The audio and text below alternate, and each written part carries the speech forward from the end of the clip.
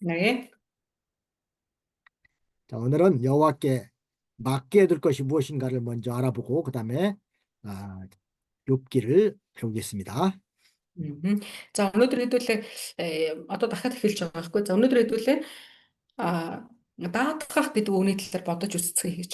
За бурханд даатгах, үлдээх, найдаж орхих зүйлийн талаар юу талаар найдаж болох вэ гэдэг талаар ярилцъя.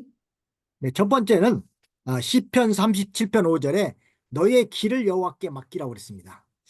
За хамгийн нэгдүгээрт нь бид нэр өөрийнхөө өмнөх одоо ирээдүй гэх тийм ээ өөрийнхөө амьдралын өмнөх замуудыг буюу ирээдүйн замуудаа даатгаж болно. Бурханд даатгах хэрэгтэй.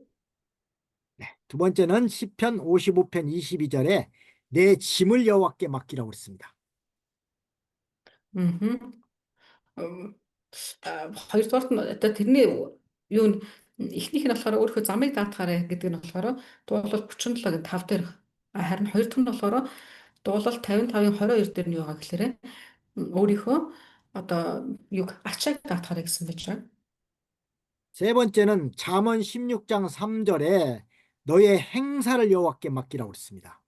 За 3 дугаарт нь болохоор өөрийнхөө 3 дугаарт нь сургаалт төгс 16-гийн 3 дээр болохоор өөрийнхөө ажил үйлсээ бурхан даатгаарай гэсэн. 그 다음에 네 번째는 베드로전서 5장 7절에 너의 염려를 주께 다 맡기라고 그랬습니다. Тэдгээр шонцоо 7절. 7. За 3 дахь 4-р нь хоёр хэсгээр чи өөрөө санаа зовоорыг бурхандаа даатгаарай гэж хэлсэн. 1-р Петр 5-ын 7 дээр байна. 네, 너의 염려를 주께 맡겨버리라. 이는 저가 너희를 권고하심이니라 그랬어요. За тийм дээр тийм өөрийнхөө санаа зовоорыг эзэн даатгаарай гэсэн асуулт агуулга болж байгаа. 다섯 번째는 마태복음 6장 31절로 보면은 거기는 이제 우리의 의식주를 맡기라고 했습니다. 의식이요? 의식주가 뭐냐면 이제 옷이나 먹는 거나 사는 집이나 맞네요. 네, 의식주라고. 옷이죠. 5장 32, 6장이죠, 목사님? 6장 31절로 33절까지. 자, нэг За, нэг, хоёр, гурав, дөрөв, тав. 6번째죠, 목사님? 지금? 다섯 번째죠? 5번째요? 다섯 번째요. 자, нэг. За, одоо 5 дугаарт нь болохоор Матай номны 6-гийн 31-ээс 33 дээр байж байгаа. За, тэрэн дээр харах юм бол өөрийнхөө одоо амьдралд хэрэглэх зүйлсүүдээ бурхандаа даатгаарай гэсэн байж.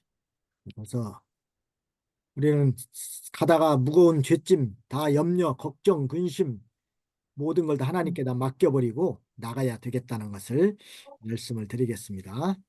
Хэдлийн дүгнэлт харах юм бол миний амьдралын замд хэрэгтэй одоо надад хэрэгцээтэй байх бүх зүйл орж ирж байгааз миний амьдралын өмнөх одоо цаг хугацаа байна, ирээдүйн цаг хугацаа байна, ажил байна, санаа зовөр байна, эдэлж хэрэглэх идэж уух өмсөх зүөхөөс болоод бүх юм тэр бүхэл айдас хүртэл орж ин. Гэтэл бүх зүйлээ бид нар бурхандаа даатгаж болно гэдэг эндээс харж болно. 마태복음 아까 6장 31절에 보면은 그러므로 염려에 이르기를 무엇을 먹을까 무엇을 마실까 무엇을 입을까 하지 말라. 이는 다 이방인들이 구하는 것이라. 너희 천부께서 이 모든 것이 너희에게 있어야 할 줄을 아시느니라 그랬습니다. За энэ дээр харах юм бол ингэсэн ялангуяа Матай 6-гийн 31-ийг харах юм бол гэж тиймээс юу идэх билээ эсвэл юу уух билээ эсвэл юу өмсөх билээ гэж бүүснэ зовоо харийнхан энэ бүх зүйлийг чармаан хайдаг билээ харин Тэнгэрлэг эцэг чинь та нарт энэ бүхэн хэрэгтэйг мэддгийм гэсэн. Амен. 뭘 먹고 살지 뭘 입고 살지 뭐 이런 거 걱정하지 말고 하나님께 다 맡기라는 것입니다. Тэр юу гэж те юу идэх юм яах гэдэг яах хийхээ бүгдийг бурхандаа даатгаарай гэсэн. 참 근데 우리는 살다 보면은 맡기지 못하고 그냥 자기가 계속 지고 가다가 안 되면은 쓰러지고 원망하고 낙심하고 그럴 때가 많습니다. Тэгэхээр бид нэр ингээд нэг ойлгодог, сонсдог. За ингээд одоо би даатгах хэрэгтэй байна гэж мэддэг тий. Гэтэ яг ингээд амьдралын замд харахаар заримдаа даатгахгүй тий мартцсан ингээд явчих тохиолдол байдаг. 이게 목회자들도 목사들도 뭐 믿음 있는 것 같아도 어떤 때 보면은 정말 평신도 맛도 못하게 믿음이 없어서 그렇게 염려하고 걱정할 때도 있습니다. Тэгээ бурхны хүмүүс ч гэсэн ялгаа байхгүй. Ялангуяа хончдыг ч гэсэндээ хончид өдөр төрснөр ч гэсэндээ ялгаа яг тэгдэг. Бодит амьдрал дээр хүмүүст зөвлөгөө өгөхдөө ч юм уу ихтэй юм шиг ингээрэ тэгэрэ гэдэг ч гэсэндээ яг өөрийн өөрнөр тулгаад ирэхлээр те мартцсан л тийм санаа зовцсон ч юм уу гэж ингэ явж байгаа тохиолдол бас байдаг. 왜 그럴까요? 이게 맡기지 못해서 그런 것 같아요. 맡기지 못해서. Гэтэ хүн яагаад тэгээ ингэ санаа зовж орсон хөмсгөн зангидсан ингэ явж байдаг болоо ингэ бодхолоор нэг даатгах гэдэг үг мартцсан явж байгаа учраас тэг тийм шиг байна гэж. 자, 이제 다들 맡기고 삽시다. 네. Амен. Ядлаа бүгдээрээ тэгээ даатгах гэдэг үг мартахгүй явт амьдарцгаая. 네. 자, 그러면 이제 오늘 욥기 19장을 강의하겠습니다. Чиггүй юм бэ. Өнөөдөр хэлээ Йов 17 дугаар бүлгийг үзэх нь. 욥기 19장의 장면은 친척과 친구의 멸시입니다. Мгм. За өнөөдөр 10 Йов 19 дугаар бүлэг. За 19 дугаар бүлгийг харах юм бол энэ дээр юуны хамаатан болон хамаатнуудын үл тоомсорлол гэсэн агуулга байна. 네, 첫 번째 대지는 친구들의 학대에 대한 욥의 답변입니다. Нэгдүгээр сэдэв болохоор найзуудын довтлооны найзуудын үгний хариуг өгсөн нь гэсэн үг нь ёо. 네, 1절로 6절. За 1-ээс 6 дугаар эшлэл байгаа. 두 번째는 욥이 하나님의 징계받는 것을 깨달음. За 2 дугаарх нь болохоор ёо Бурханаас сахилгажуулалт авч байгаа гэдгийг ойлгосон юм. 7절로 12절. 7-оос 12 дугаар эшлэл дээр байгаа. 네, 세 번째는 친척과 친구들이 욥을 업신여김. За 3 дахь нь болохоор хамаатан садангууд нөх юм уу хамаатан саднууд нь Йовыг үгүйсгэсэн 13절로 22절입니다. 13-аас 22 дугаар эшлэл байгаа. 네 번째는 욥이 구속자가 오실 것과 구원을 믿음. За 4-р сэдэв болохоор Йов аврагч ирэх болон тэ аврагдана гэдэгт итгэсэн нь гэж. Өөрийг нь аврахаар хэн нэгэн ирнэ гэдэгт итгэсэн нь 23절로 27절. 23-аас 27 дугаар эшлэл. 그 구속자는 이제 예수 그리스도를 가리키는 겁니다. Энэ дээр тэгээд нэг хэн нэгэн аврахаар ирнэ гэж энэ хэний хэлж байлээ. Иесус Христийг хэлж байна. 그다음에 다섯 번째는 욥을 대적하는 친구들이 받을 심판. За 5 дахь сэдэв болохоор Йовыг тэ буруутгасан найзуудын авах шийтгэл 28절로 29절입니다. 28-аас 29 дэх эшлэл дээр. 자, 그럼 이제 본문을 보겠습니다. 먼저 첫 번째 친구들의 학대에 대한 욥의 답변 1절 6절을 보겠습니다. За хэдүүлээ 1-ээс 6 дугаар эшлэл рүү явж байна. За найзуудын үгэнд хариулсан Йовын хариултын тэ. 이게 친구들이 학대한 말에 대해서 욥이 대답하는 것입니다. За тэгээд найзууд нь гэхдээ зүгээр нэг үг хэлээгүй тэ. Одоо үгээрээ дайрч тавьшилсан байна. Гэтэ тэр үед нь Йов юу гэж хариулж байна гэхээр 네, 먼저 1절로 3절을 읽어보겠습니다. за 1-ээс 3 дугаар эшлэлийг уншиж байна. 네, 욥이 대답하여 가로되 너희가 내 마음을 번뇌케 하며 말로 꺾기를 어느 때까지 하느냐 너희가 멸종이나 나를 꾸짖고 나를 학대하고도 부끄러워하지 아니하는구나 그랬습니다. За 1-ээс 3-ыг хэдлээ харах юм бол тэгэхэд Йов хариулан хэдий болтол сэтгэлийг минь та нар тарчлааж үгээрээ намайг бяцлах юм бэ. 10-та цэвэрлүүлв та нар намайг ахиж та нар намайг буруутгахаас ч ичихгүй байна уу гэсэн. 지금까지 친구들이 욥을 자꾸 공격하고 학대한 말에 대해서 욥이 답변하는 것인데 첫 번째는 그들이 욥을 10번이나 학대하고도 부끄러워하지 않는다는 것입니다. За тэгээ Йов найзууд найз гэсэн нэртэй боловч ирээд гэхдээ Йовыг дандаа ингэ буруутгасан тий. За тэрэн дээр Йов юу гэж хэлсэн гэхээр тэдний тухай хэлэхдээ та нар намайг 10 удаа ингэ буруутгасан. Гэсэн хэрнээ та нар юу ч тэрнээс ичээгүй гэж хэлж. 이 10번이라는 것은 이 10수, 이 10이라는 숫자는 인간의 만수를 가리킵니다. Ер нь бол энэ тийм байна. 10 гэдэг энэ тооны одоо утга болохоор хамгийн дээд тоо гэж яв тийм байна. 그러니까 10번이나 학대했다는 말은 꼭 뭐 숫자적으로 꼭 10이라는 뜻보다도 여러 번 학대했다는 충분히라는 뜻인가요, 목사님? 그렇죠. 여러 번. 많이 음. 충분히. Энэ дээр одоо 10 та гэсэн. Тэгээ 10 та гэдэг нь болохоор чи яа намайг тоолж агаад 9 удаа 10 удаа ингэсэн утга гэхээс илүүгээр нэг одоо тооны хансан тоо гэдэг утгаараа өчнөө эсвэл хангалттай гэдэг сут орж иж чинь 10 та гэдэг үг дотор. 그러니까 욥의 친구들은 욥을 수없이 악한 말로 정죄하고 맹렬하게 비난하고도 그것이 잘못된 처사인 줄을 깨닫지 못했다는 것입니다. Тэгээ өөрө тэгэн гутаа тэд нэр энэ буруутаж байгаа хэрнээ тэрэндээ ичихгүй байх гэдгсэн шүү дээ тий. Тэгээ тэр нь ямар утгатай. Тэгэхээр найзууд нь болохоор өөрсдийнхөө бурууг ерөөсө ухамсарлахгүй байсан гэсэн үг. 그다음에 이제 두 번째는 4절인데 4절 읽어보겠습니다. 내가 과연 허물이 있었다 할지라도 그 허물이 내게만 있는 것이니 그렇습니다. Аа. За дөрөвдүгээр эшлэл цааш харах юм гэсэн алдсан байсан ч гэсэн үнэндээ алдаа минь зөвхөн надад л үлднэ гэж хэлсэн. 네, 두 번째는 욥은 자신에게 허물이 있었다고 해도 그것은 자신의 문제이기 때문에 상관하지 Аа. 말라는 것입니다. Энэ юу асуудал гэхээр би алдсан байж магадгүй, алдсан байж ч болно. Гэтэ би алдлаа гэхэд энэ алдаа чинь зөвхөн миний л алдаа. Тэгэхээр та нарт юу ч хамаагүй гэсэн утгаар хэлсэн гэсэн үг. 이게 남의 일에 상관하지 말라는 것입니다. Шууд утгаар бол тэ миний хэрэгт битгий санаа зов, битгий хушууд үрээ гэсэн утгаар хэлж байгаа гэсэн. 그렇게 괜히 가령 지나가다가도 남이 싸우는데 자기하고 아무 관계도 없는 사람하고 그 관계도 없는데 싸우는 사람을 거기에 간섭했다가 괜히 더 큰 낭패를 당하는 경우가 있습니다. Аа. Тэгээ хүмүүс яадаг вэ? Зүгээр нэг өнгөрч байгаад те өнгөрч байгаа асуудал дээр заавал хажуу талаас нь хушууд үрж орж ирч чад өөрөө том асуудалд орох тохиолдлууд бас байдаг те.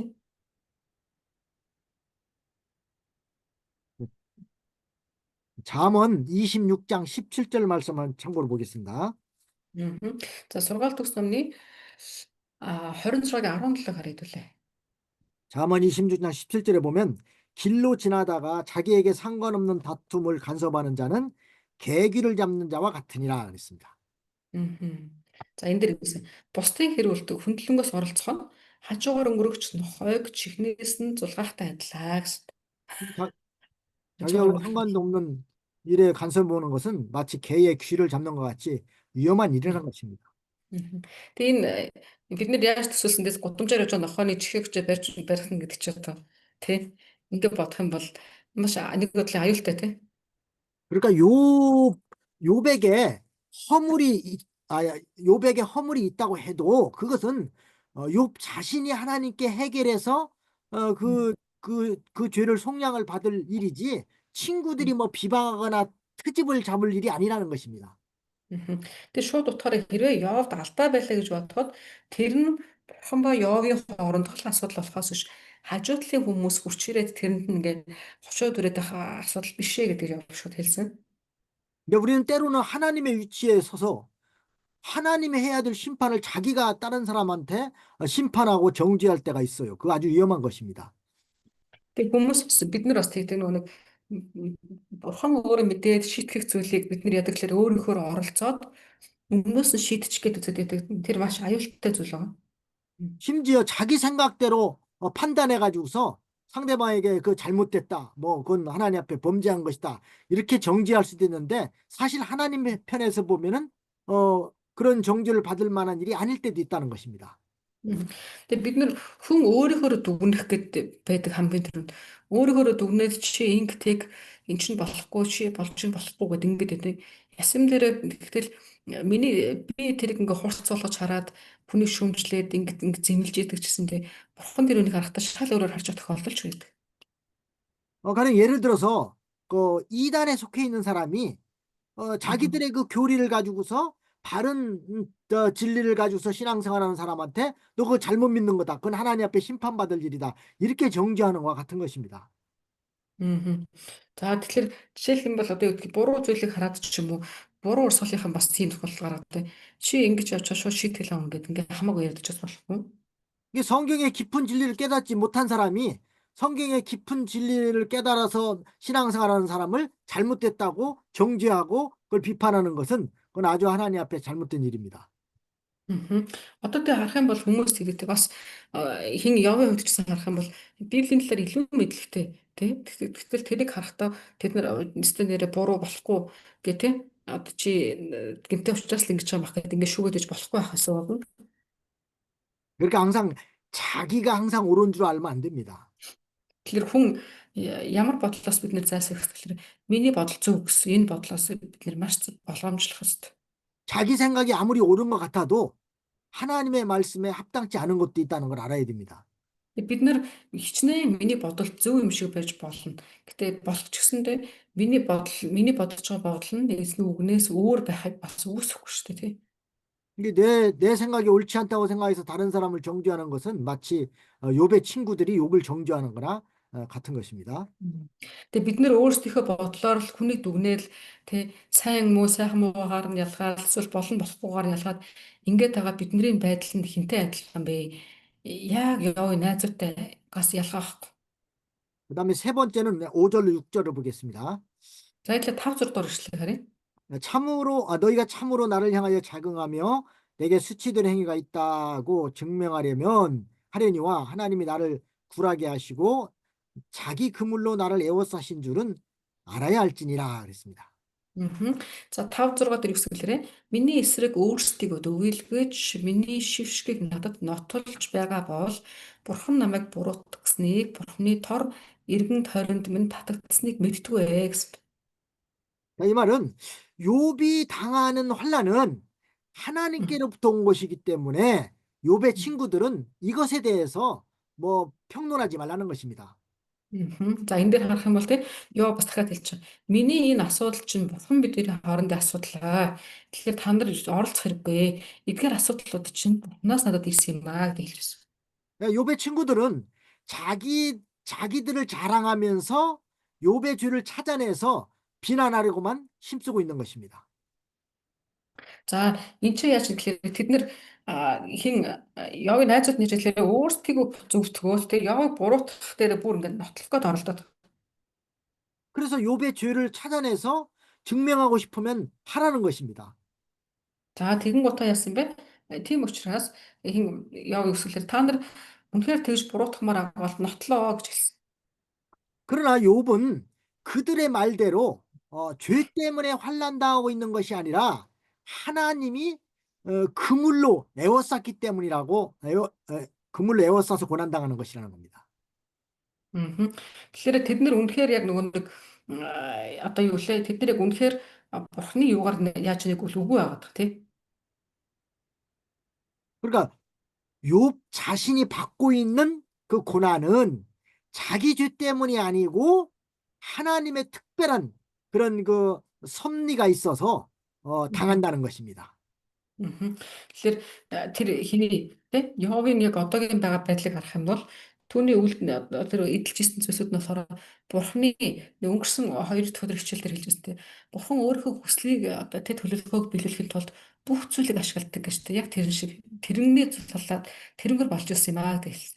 근데 욥이 자기의 고난의 원인이 죄에 있지 않다는 것을 죄에 있지 않다는 그런 확신의 그 발표입니다. Тэгээ өөрөөр хэлэх юм бол яг үсгэлэр өөрөө одоо асуудалд ороод ийм нөхцөл байдалтай байгаа нь өөрөх нь буруу юуроос биш ээ гэдгийг тэр баттай мэдчихсэн гэсэн үг. 이렇게 욥은 자기의 고난의 원인이 하나님께 있다고 확신합니다. Тэгээ тэр юу гэсгэлэр миний одоо амсж байгаа энэ асуудлуудын гол үндэс нь бурхантай холбоотой гэдгийг тэр мэдчихсэн гэсэн. 욥이 이렇게 말한 것은 뭐 불신앙이나 뭐 원망이 아닙니다. Тэр йогтэй ингэж хэлсэн нь юу гэхээр тэр юу гэдэг те энэ стенэр би өөрөө мэдчихээн. За би өөрөө мэдчихээ тэргээд ярьдаг чинь итгэлгүй те бартам ийм байдал гэхдээ бол биш юм. Энэ ийм одоо ийм үндслэлээр хэлээгүй. 네, 그래서 그의 이 말은 사실대로 표현한 것입니다. Харин ясэлэрэ тэрээр нөгөө яг өөрийнхөө ойлгосны дагуу үнний дагуу тэгж хэлсэн гэсэн. 사람들은 언제든지 자기 고난이 하나님의 그 계획에 즉 섭리에 속한 줄 알아야 됩니다. Тэгээ бид нэр ямар нэгэн байдлаараа асуудал гарлаа гэж бодоход бурхны төгс эрх мэдэл тий ямар нэгэн зүйлийг хийхэд юу ч ашиглаж болдог гэдэг тэрийг бид нэг бас бодох хэрэгтэй. 네, 그렇게 알아야만 소망이 있는 것입니다. Тэгэхээр бид нар тэрийг мэдчихээс дараад нь яг үлээрээ ямар нэгэн найдварын зүйл ингээ харагдана гэдэг ойлгох.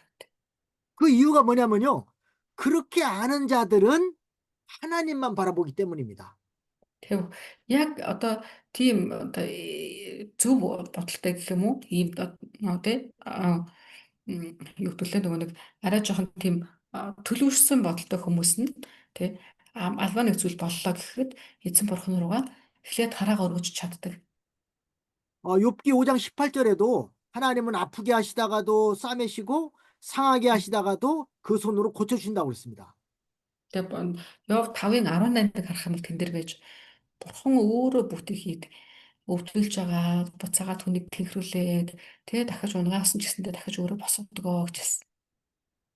자, 그러나 만일 그 고난의 원인이 뭐 우연이라고 한다면은 그 고난받는 자가 어떻게 소망이 있겠습니까? Тэгэхээр ийм хэрвээ бид нар ингэж боддог хэрвээ ингэж бодно ямар нэгэн асуудал гарлаа гэхэд тэр асуудал санамсаргүй тохиолдлоо гэж боддог хүмүүс байх юм бол тэр хүн ингээд найдах зүйл байхгүй айдастай амьдрна гэсэн. Зүгээр алхажсэн гэдэг нь ямар нэгэн зүйл болчих үү гэдэг айж амьдрна шүү дээ. Тэгээ найдвар байхгүй. 근데 하나님께서 그 고난을 통해서 그 사람을 연단시켜서 마침내 하나님이 복을 주시려는 그런 소망이 있다고 믿어야 됩니다. Харин эсрэгээр нь яас тэгэхээр миний замыг бүгдийг бурхан мэдж байгаа тий. Бид нэр би алхаад ямар нэгэн асуудалд орлоо гэж бодоход өхийн дунд эзний оролцоо байгаа да гэд ингээ харах юм бол тэр хүнд юу төрөх вэ? Цаашаа алхахад нь найдвартай тий айхгүй ингэж алхах чадна гэсэн. 그다음에 두 번째 7절로 12절은 욥이 하나님의 징계받는 것을 깨달았다는 내용입니다. За тэгээд хоёр дахь сэдвээр орох гэж байна. Хоёр дахь сэдв болохоор 7-аас 12 дугаар ишлэл байж байгаа. Йов бурхнаас ирсэн цахилгаажуулалт гэдгийг ойлгосноо гэсэн сэдв байна. 네, 7절 말씀을 읽어보겠습니다. За 7 дугаар ишлэл уншиж байна. 내가 포악을 당한다고 부르짖으나 응답이 없고 간구할지라도 신원함이 없구나 그랬습니다. За 7 дээр гэсэн харагтун би хүчин хийлэл гэж ориловч ямар ч хариу үгүй. Би чангаар буудавч ямар ч шударгаас алхаа гэсэн. Амен. 이 7절부터 12절까지는 그 욥이 하나님께로부터 받는 그 고난의 상태를 묘사한 것입니다. За энэ 7-оос 12 дугаар ишлэлийг харах юм бол ёо одоо тэ эзнээс ирж байгаа тэр одоо зовлон зүдгүүр асуудлууд тэр бүгдийг харахтаа тэн дээр дүгнэлт хийчих. 네, 첫 번째는 친구들에게 이 폭행을 당한다고 하나님께 부르짖어도 아무런 응답이 없습니다. За эхнийх нь энэ 7 дээр гарч байгаа эхнийх нь үчирхээлэл гэж хэлсэн тийм. Энэ болохоор тэр ёо бурхан руу хандаад ингэж хашгирсан. Миний найзууд намайг тийм үгээрээ тийм чичлээж ингээ хүчрхийлж байна гэд бурхан руу хашгирсан гэсэн. Тэгээ ингээ хашгирсан чинь яасан гэсэн бэ? Надад ямар ч хариу олгоо гэсэн.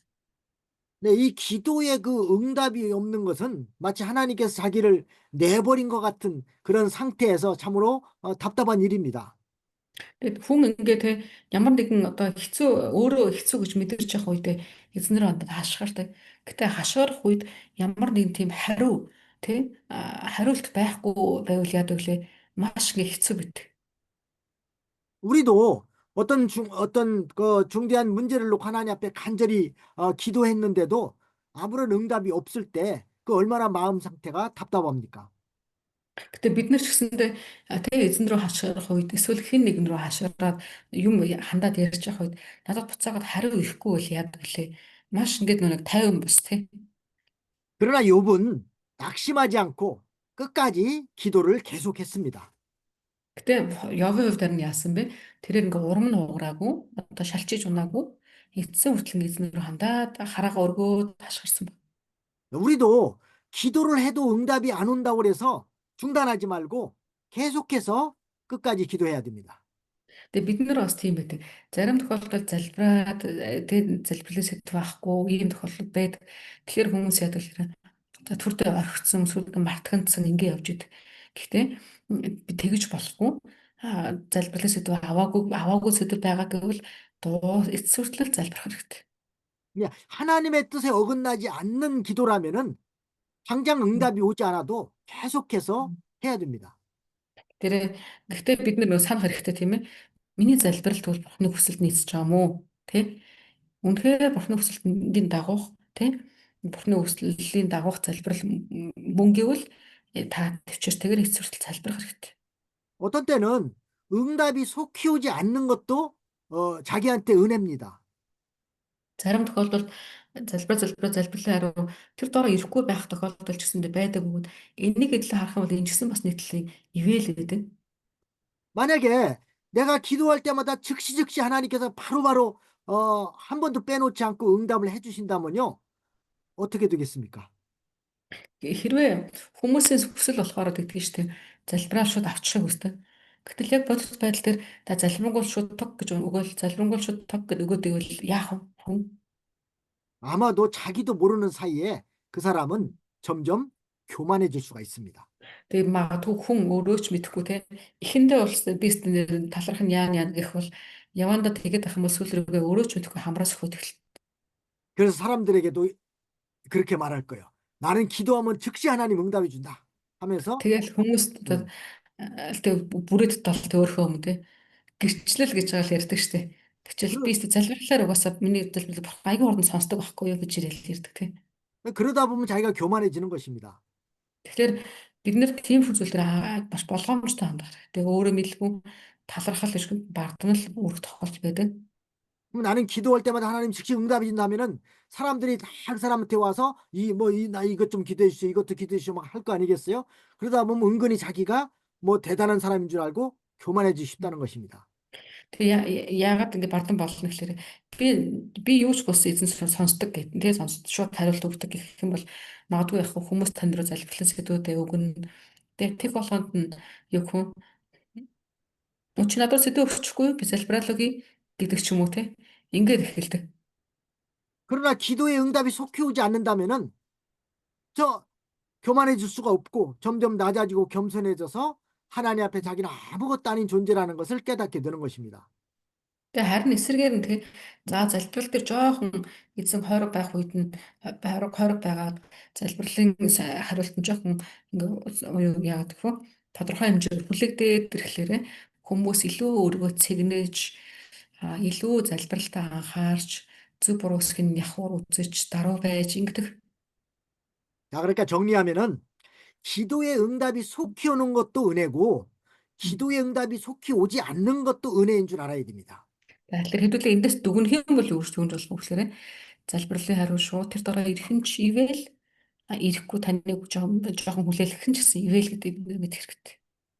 그래서 우리는 항상 이 양면 신앙을 가져야 돼. 양쪽 그 양면 신앙. Тэгэхээр бид нэр тийм учраас яах ёстой вэ? Одоо тийм зөвхөн нэг талыг барьсан итгэл биш те. Яасан ч болно гэсэн те. Ингээ аль аль талны хүлээн зөвшөөрсөн ийм итгэлийг одоо итгэлийн ийм суурьтай байх хэрэгтэй.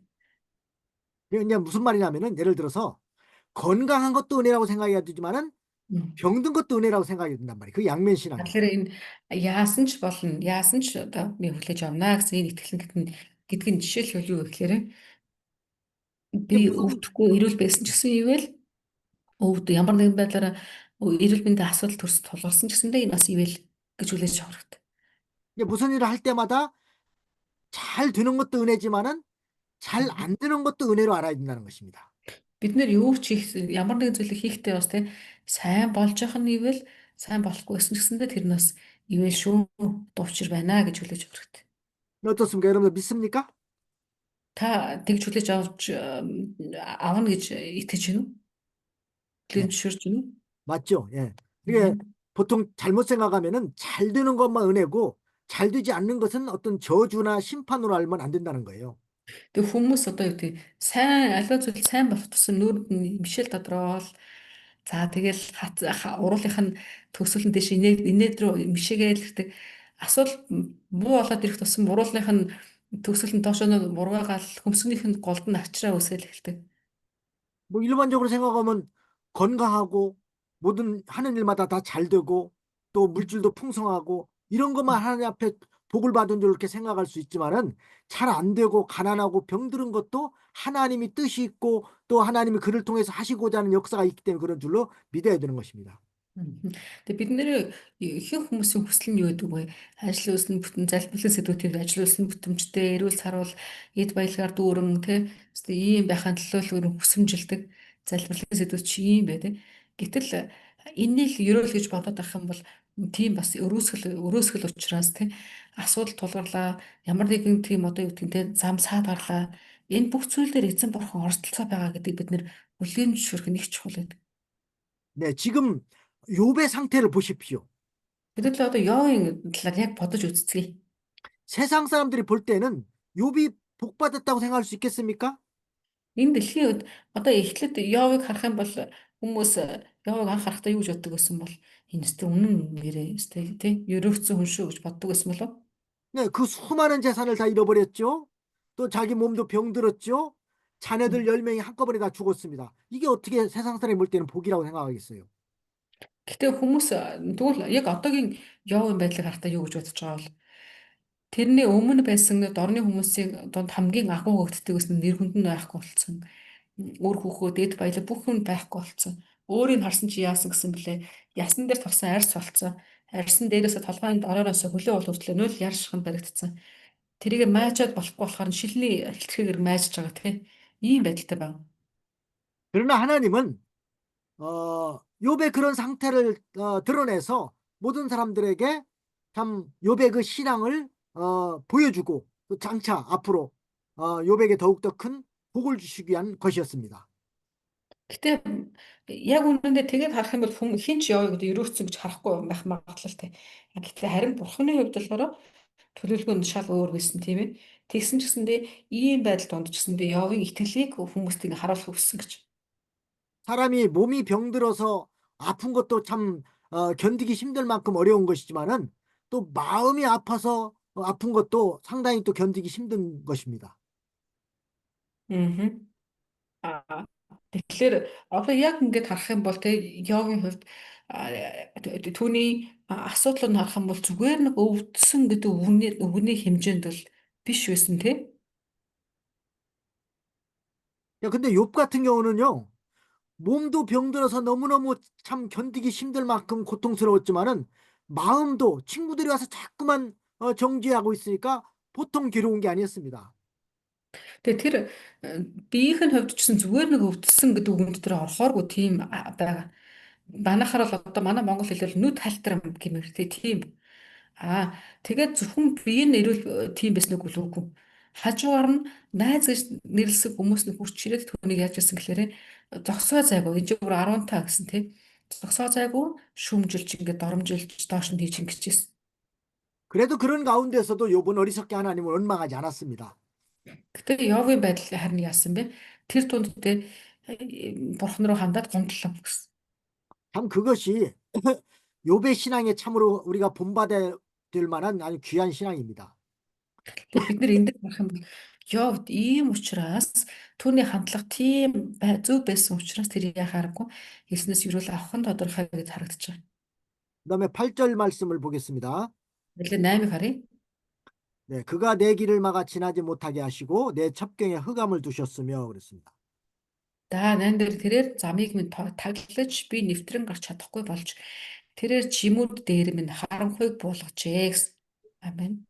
네, 욥이 고난받는 상태 이제 두 번째는 하나님께서 욥의 길을 막으시고 그 첩경에 흑암을 두셔서 소망이 없게 만들었다고 했습니다.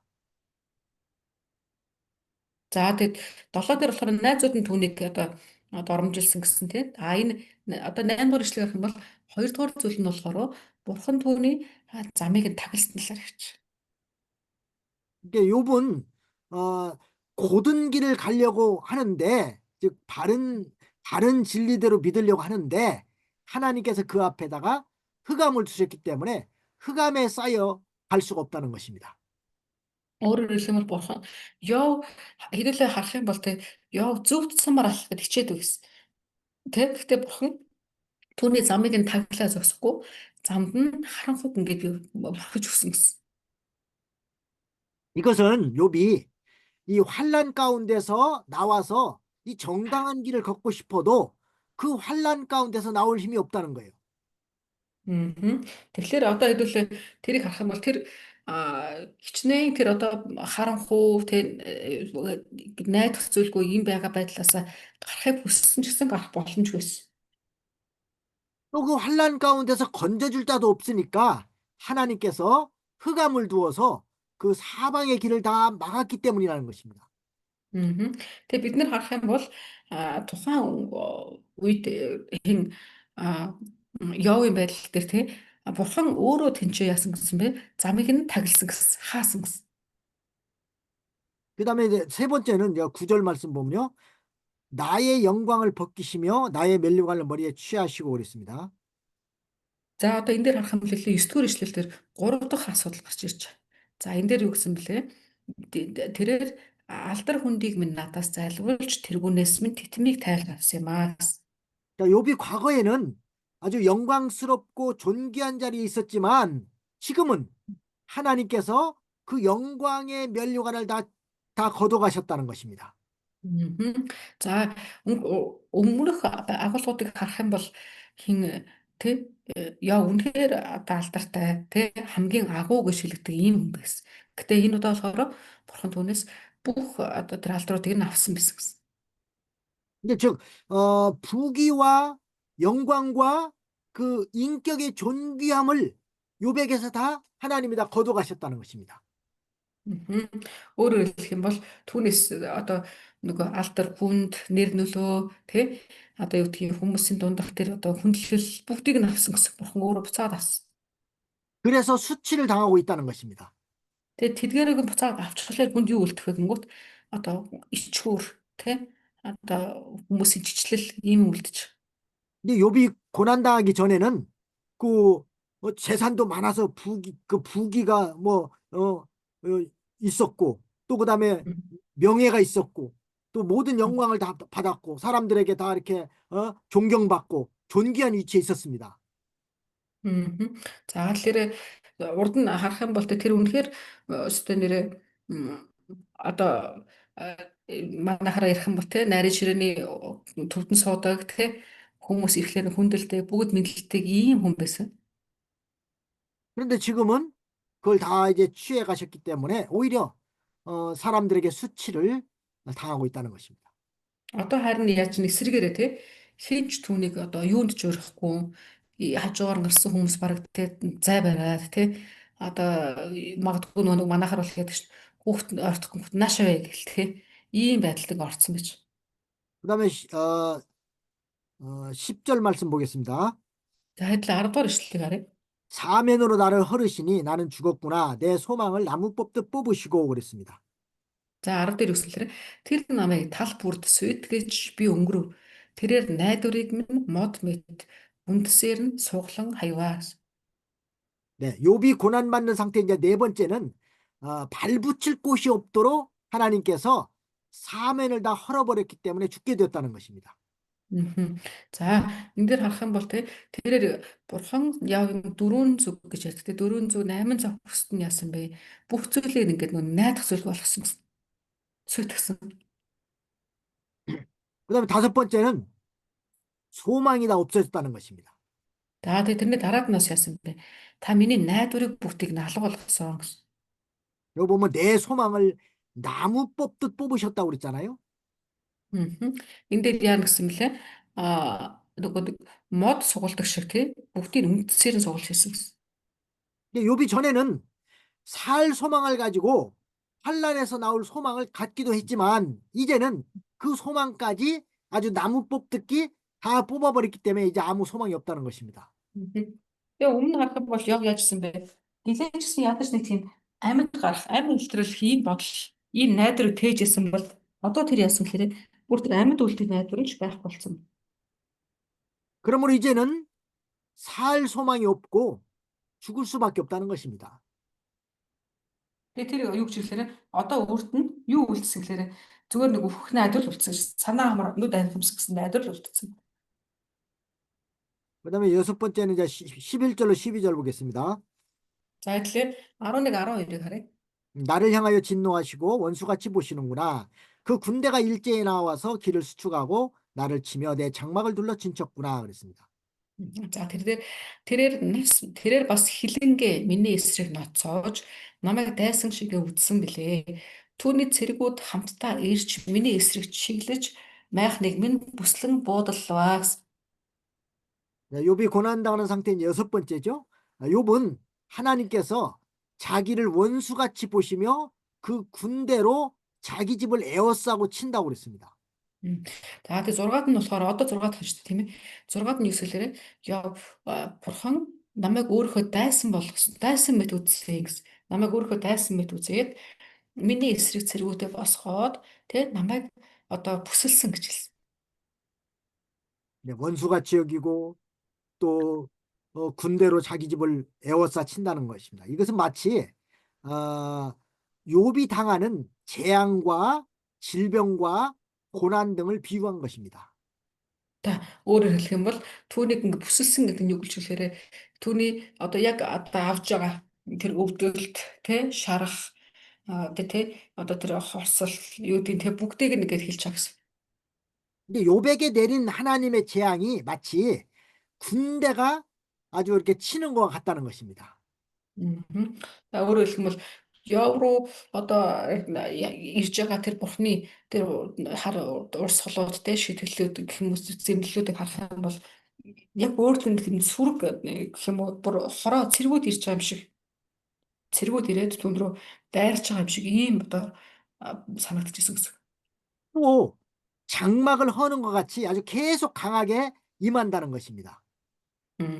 За тэгээ бас яаж гэхээр тэгэн гутаа түүний одоо майхан руу үргэлж ингээд зэвсэг шидэд довтолж байгаа юм шиг үргэлж одоо 50 байх аргагүй ийм байдлыг ингээд үзүүлсэн мэдрүүлж ирсэн гэсэн. 그러나 욥은 하나님을 계속 의지하며 긍휼과 자비를 베풀 줄 것을 믿고 기도하면서 구원을 바라보고 있었습니다. Гэхдээ тийм байдал донд байсан ч гэсэндээ яг яасан бэ? Үргэлж бурхныг чимээг өгөх шиг хараад түнд найдраа тавиад ажилласан гэсэн. 이것이 얼마나 참 귀한 신앙입니까? Тэгээ ингээ харах юм бол үнэхээр тэр нандин тэ итгэлийг ингээ яв одоо дотроо хатгалж ирсэн байна. 이제 고난 받을 때에도 이렇게 낙심하지 않고 기도하면서 하나님의 구원을 바라보는 이 귀한 신앙을 우리가 본받아야 되겠습니다.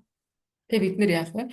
Одоо энэ яваас тэ альва нэг асуудал орлоо гэхэд тэ асуудал үүслэх гэхэд одоо гомдлох биш тэ урам хугарах биш харин толгоогоо өргөөд тэ харцаа өргөөд эзнэр рүү хардаг эзнэр найддаг энэ явын энэ байдлаас нь бид нэр бас үлгэр жишээ бас авах нь зүйтэй. 에레미야 3장 20절에서 22절 한번 참고해 보겠습니다. 에레미야 애가 Гашуудаг номны 에레미야 애가입니다. 에레미야 애가 Иеремиэ가 애가 에레미야 3장 3장 20절 3장 몇 절이 무슨 20절로 22절입니다. За гашуудад 3-ын 20-с 22-ыг харах юм бол энэ дэр юу гэхээр 에레미야 애가도 이제 에레미야도 이런 말을 했습니다. 내 심령이 그것을 기억하고 낙심이 되오나 중심에 회상하지 오히려 소망이 있사옴은 여호와의 자비와 긍휼이 무궁하심으로 우리가 진멸되지 아니함이니이다. Амен. За энэ дээр ингэсэн байна. Ахуй сэтгэл минь үүнийг санах тусам алт биедээ агшиж гудайваа. Гэвч оюун бодолдоо тунгаах тусам найдвар бас надад байна. Эзний хайр инрэл дуустдаггүй өршөөл юунд нь төгсгөл үгүй гэсэн. Амен. 환난 중에도 우리가 낙심하지 말아야 될 것은 하나님이 우리와 함께 계시고 또 우리를 지켜주시기 때문입니다. Тэгээ бид нэр ямар нэгэн байдлаараа зовлон донд те урам уурахгүй те одоо гудайхгүй байх шалтгаан нь юу гэхээр Бурхны өрөөл түүний нэгүүлсэл нь үргэлж байдаг гэдэг энэ хэлчихсэн. 또 우리는 장차 하나님 앞에 가서 상 받을 소망이 있기 때문입니다. Тэгэхээр бид нэр яг эндээс харах юм бол эзэн хүнд гэлээч гэсэн найдварыг үлдээдэг гэж. 그다음에 이제 세 번째 대지는 그 친척과 친구들이 욥을 업신여긴다는 내용이 13절에서 22절까지입니다. За одоо идлээ дараагийн зүйлээр орж байгаа юм. Найзууд хамаагүй хамаатнууд гэсэн тийм хамаатнууд нь Йовыг одоо үүсгэсэн гэсэн утгасан 13-аас 22 дугаар ишлэл. 네, 13절, 14절을 한번 읽어보겠습니다. 나의 형제들로 나를 За 13, 14 харъя. 네, 나의 형제들로 나를 멀리 떠나게 하시니 나를 아는 모든 사람이 내게 외인이 되었구나. 내 친척은 나를 버리며 가까운 친구는 나를 잊었구나. 그랬습니다. За харах юм бол 13, 14 дээр тэрээр ах дүүсийг минь надаас хол явуулсан бөгөөд танилуд минь надаас бүр мөсөн хөндөрчээ. Төрөл төрөсөд минь дайчсан бөгөөд дотны нөхөд минь ч намайг мартваа гэсэн. 네, 욥의 형제와 또 친척과 친구가 욥에게서 다 떠났습니다. За өөрөөр хэлэх юм бол Йовын тийм танилуд, төрөл садангууд, найзууд нь ингээд одоо танил хүмүүс, төрөл садангууд, найзууд бүгдээрээ түүнээс холтсон гэсэн. 근데 욥이 재앙으로 인해서 재산과 자녀를 다 잃어버리고 또 병이 들었기 음. 때문에 가까운 모든 사람이 모르는 체 하면서 다 이렇게 외인처럼 됐다는 겁니다. М. Өөрөөр хэлэх юм бол тэрээр нэг л өдөр бүх юм нь алдагдаал, өвчин тусаал, тэг бүх юм байхгүй болоод ирсэн чинь хүмүүс яасан бэ? Бүгд зайгаа барьсан гэсэн. 그 옛 속담에 보면요, 긴 병에 효자 없다 하는 말이 있습니다. Мгм. Ийм одоо бүр хэлц үг гэх юм уу, зүүр үг гэх юм уу, ийм байдаг. Өвдөлт өвдөлт удаан үргэлжлэхэд аа түүнийг тойглох үр хөвгт байхгүй болдог гэж. 이제 병이 나가지고서 쉽게 낫지도 않고 계속 아프면은 그 사람을 잘 끝까지 음. 돌봐줄 효자가 없다는 그런 뜻이에요. Өөрөөр хэлэх юм бол яагаад гэхээр ингээд нэг удаа өвдөөд тэгээд өвчин нэгдгээд дамждаг бол шал өөр хэрэг тий. Ингээд үргэлжлүүлээд өвчин үргэлжлээд байх гэсэн яадаг хүмүүс эхлэндээ харсарна, сүүл рүүгээ баг болно. Тэгээд сүүлдээ болоо тэгчилээд хийсэн шиг ингээд бүр байхгүй бол. 사람이 처음에 병들었을 때는요, 많은 사람들이 걱정해주고 또 찾아오고 돌봐줍니다. Тэгээ ер нь бол хаа газар ялгааг бол юм да. Хүмүүс эхлээд өвдөх үед нь бүгд иргэн хоолцоо авирч өгнө, нуцаарай.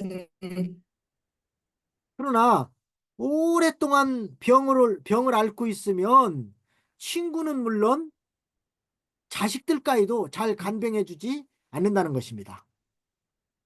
Гэтэ тэр нэгээд гэтэ үргэлжлээл хувцас яваал үргэлжлээд байвал яах вэ?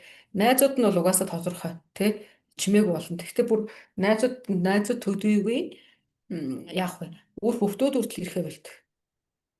이제 모든 것이 잘 될 때는 많은 사람들이 찾아오고 돌봐주지만 음. 병들고 죽게 되면은 다 외면하고 떠나버린다는 것입니다.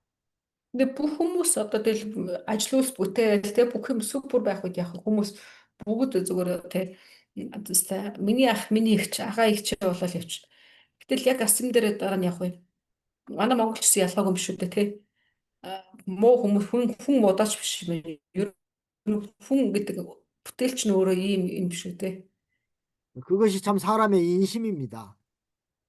Тэгээ энэ болохоор хүн гэдэг бүтээлийн өөрийнх нь одоо нэг одоо юу гэх юм бэ? Онцлог.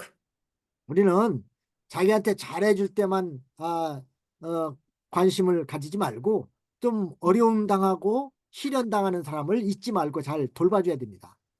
Тэгээ бид нар гэхдээ тий бас арай жоохон тий бодолтой байж тий хэцүү байгаа ах дүүс хэн байдгийг тий ах харахтаа тэдний бас ингээ хардаг анхаардаг байхаас. 그 다음에 15절, 16절 한번 보겠습니다. Яг л 15, 16 дахь эшлэлээр боллоо. 내 집에 우거하는 자와 내 계집종들은 나를 외인으로 여기니 내가 그들 앞에서 타국 사람이 되었구나. 내가 내 종을 불러도 대답지 아니하니 내 입으로 그에게 청하여야 하겠구나. 그랬습니다. За 15, 16 дээр миний гэрт амьдрагсад хийгээд шивгчэнгүүд минь хүртэл намайг танихгүй хүнд тооцож тэдний нүдэнд би харь хүн болов. Зарцаа би дуудавч тэрээр үл хариулнаа.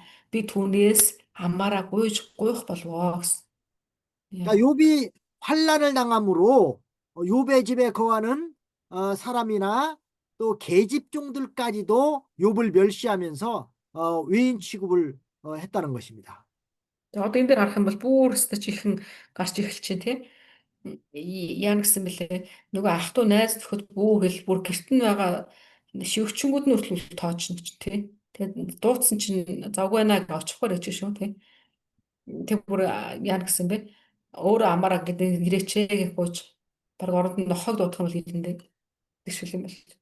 근데 욥이 이렇게 비참하게 되니까 뭐 종들을 불러도 그들이 잘 대답지도 않고 또 욥이 종들에게 이게 사정을 해야 될 정도가 됐습니다. За тэгэн гут тэр бүр яаж гэхээр амаараа гуйна гэсэнтэй амаараа гуйна гэдэг нь юу болж юм гэхээр тайлбарлана гэсэн. Ирдээ гэхээр ирэхгүй байгаа. Тэгээд тэгэхээр нь одоо юу гэх юм чи нэг ийм учраас ийм байгаа учраас ирээд нэг ингээд өгөөч гэдэг ч юм уу те ингэхийг хэлж байгаа тайлбарлаж.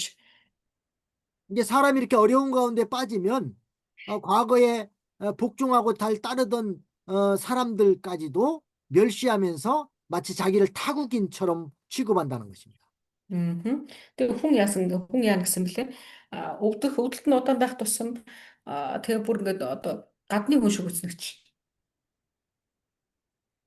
이것이 이렇게 세상 사람들의 인심인 줄 알아야 됩니다. Тэгэхээр бид нэр гэхдээ энийг юу мэдэх вүлээрэ? Энэ бол энэ дэлхийн хүмүүсүүдийн зүгээр л одоо байдаг зүйл. Угаасаа яг ийм байдаг гэдгийг бид мэдэх хэрэгтэй. 이제 세상 사람들은 내가 부유하고 잘 살고 또 여러 가지 세상에서 이렇게 명예가 있으면은 잘 찾아오고 하지만은 그러나 이렇게 내가 어려움 당하고 시험에 병들고 하게 되면은 다 나를 떠나게 된다는 거예요. Тэгэхээр бид нэр тий угаасаа л одоо юу гэдгийг заримдаа бид нэр хүмүүст нэг гомдох гээд гэшээд тэгсэндээ ингэсэндээ тий чи надад ингэх хүн биш дээ биш дээ. Тэгээ тийм биш угаасаа хүн л бол хүн яг ижлэхий ийм байдлуудыг гаргана гэдэг ихнээс нь бид нэр ингээд одоо тий явын шинээс бас харах хэрэгтэй. 네, 17절 말씀 보겠습니다. 17 дугаар ишлэгийг харах юм бол 내 숨을 내 아내가 싫어하며 내 동포들도 혐의하는구나 그랬습니다. за 17 дахь юу гэсэн бэ? Миний амьсгал эхнэрт минь жигшигдэж хэвэл нэгтнүүдээ би зэвүүцэгдэв. Хэвэл нэгтнүүддээ би зэвүүцэгдэв гэсэн. 욥이 숨 쉬는 것을 그의 아내가 싫어하고 또 그의 동포들도 싫어했다고 그랬습니다.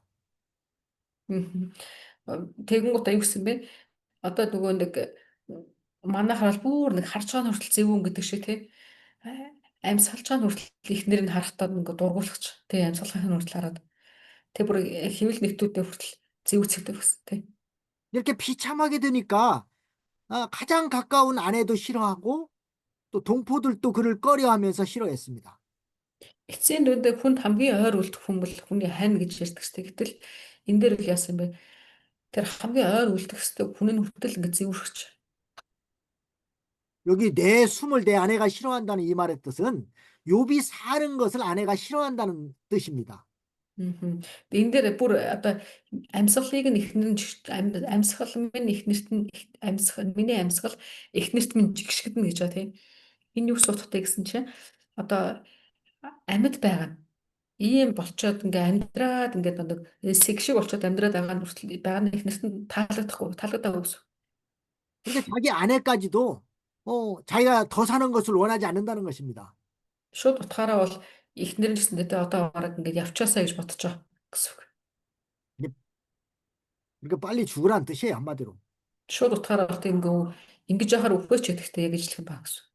우리도 그래 보면요. 나이가 많이 먹고 병들고 아무것도 못하고 뭐 대소변도 가리지 못하고 침상에 누워 있으면요. 아무리 자식이라도 빨리 죽기를 원합니다. 보통. Одоо яг ингээ харах юм л хэдлээ яг бодож үзэх юм бол тэр чинь бүх юм нь байхгүй болоо бүх юм нь орхидож хаягдаад тэгээд ингээд юу ясна нэг гинших дуу гэсэн шүү дээ тий шүн бүр гиншдэг шүн бүр яолдог тэгээд нулимснараа дээрээ нефт оргоод нөгөө ярс юу урагтаад дахиж цусны шүүсэн гоожоо тэр нь хагараад гэсэн тий тэгэхээр ийм байдал байгаа гэсэн үг шүү дээ. 이 욥의 상태가 얼마나 비참하면은 심지어 자기 아내까지도 빨리 죽으라고 했겠냐고 말이에요. Тэгээ энэ йогийн байдал ямар одоо хэр байсан боллоо хэр байсан гэлээгээд ихнэр нь хүртэлтэй чи баг ингэж өвчээчээ гэх үедээ тийм ээ. 그 욥기 2장 9절에도 보면 욥의 아내가 이렇게 집이 아주 다 가난하게 되고 남편이 아주 병들어서 이렇게 병든 가운데 있으니까 욥에게 뭐라고 말합니까? 하나님을 원망하고 죽으라고 했잖아요. За тэгээд одоо ингэсэн чинь бүр яасан бэ? Тэр дараагийн агуулгуудаар харах юм бол эхнэр хүртлээс чи надад бурхныгаа зүгээр хараа шиг хараагаа зүгээр өөрөө тэгээд өнгөр гэдэг ингэж байгаа тийм.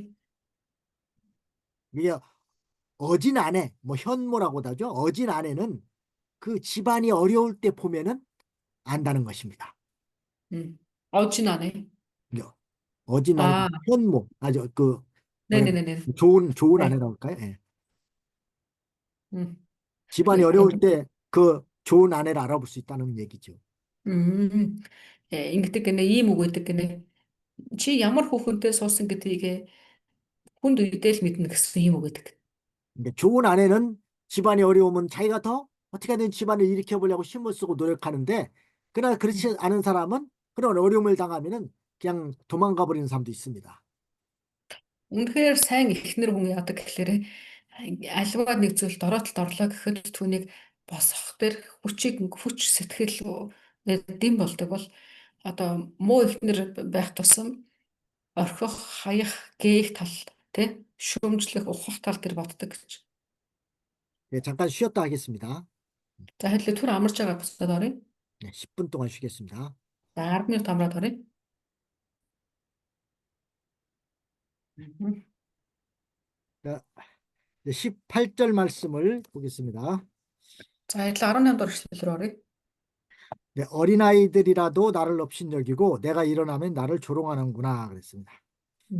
За 18 дээр жаахан хүүхдүүд хүртэл надад игдүүцэн намайг босгоход тэд миний эсрэг ярьцгаанаа. 욥이 환난 당하기 전에는 모든 사람이 욥을 존경하고 또 그 앞에서 머리를 숙였습니다. За тэгээд цаг сайхан байхад гэдэг шиг тий ёо үнэхээр хүчрэг байх үед бүх хүмүүс тий дээрээс холоод өтөс бүгд түүнийг хүндэлдэг байсан баг. 욥기 29장 5절부터 보면은 5절부터 11절까지 한번 보겠습니다. 29 장 гэж. 욥기 네, 여기 29장 5절. 5절부터. 네. За эндээс хэдлээ харъя. Ёв 29 5-аас харах юм бол ийм агуулга байна.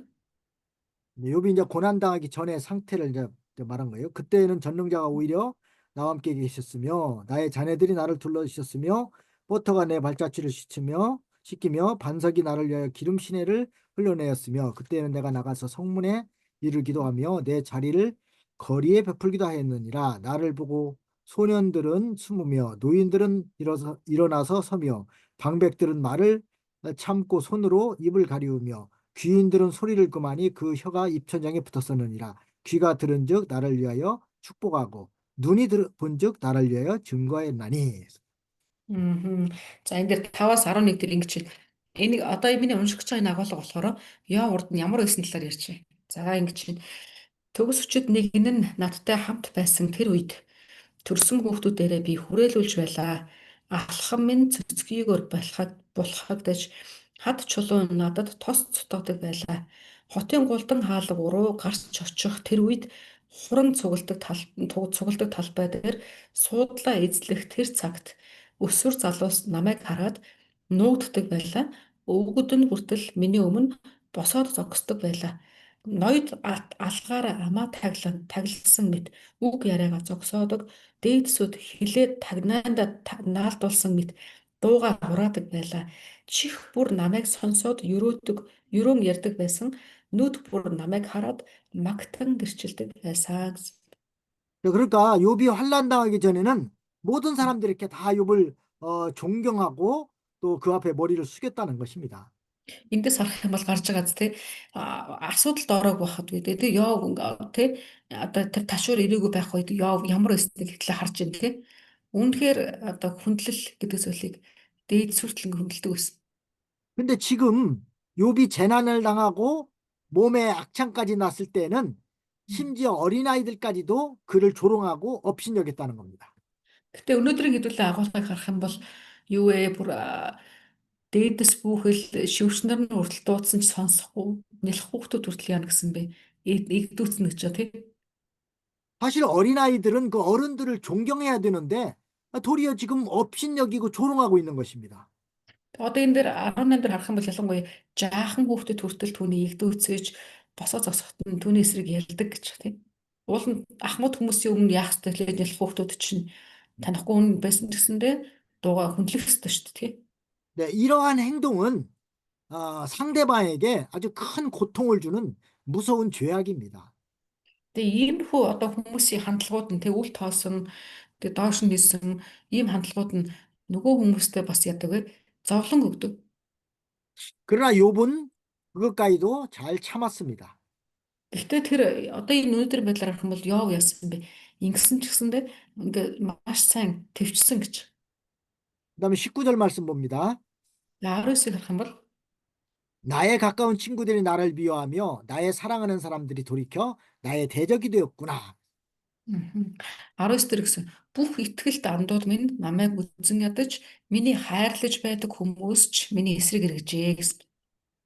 사람이 어려운 처지에 빠지게 되면 가까운 친구들도 다 떠나게 되고 사랑하던 자들도 다 돌이켜서 대적이 된다는 것입니다. Тэг хүн тэг хэцүү байдал дотор ороод ирэхлээр яадаг гэсэн бэ? Ойрхон байдаг хүмүүс ч гэсэндээ одоо түүнээс холдож эхэлдэг. Найз гээд дандаа явж исэн хүмүүс ч гэсэндээ хажуугаар танихгүй юм шиг өнгөртдөг тийм. Ийм байдалд ордог. 요한복음 13장 18절에 보면은 Мгм. 예수님도 떡을 먹여준 사랑하는 제자에게 배반을 당했습니다. Мгм. Yohan 복음 13장 18절, 13장 18절. 18절. 네.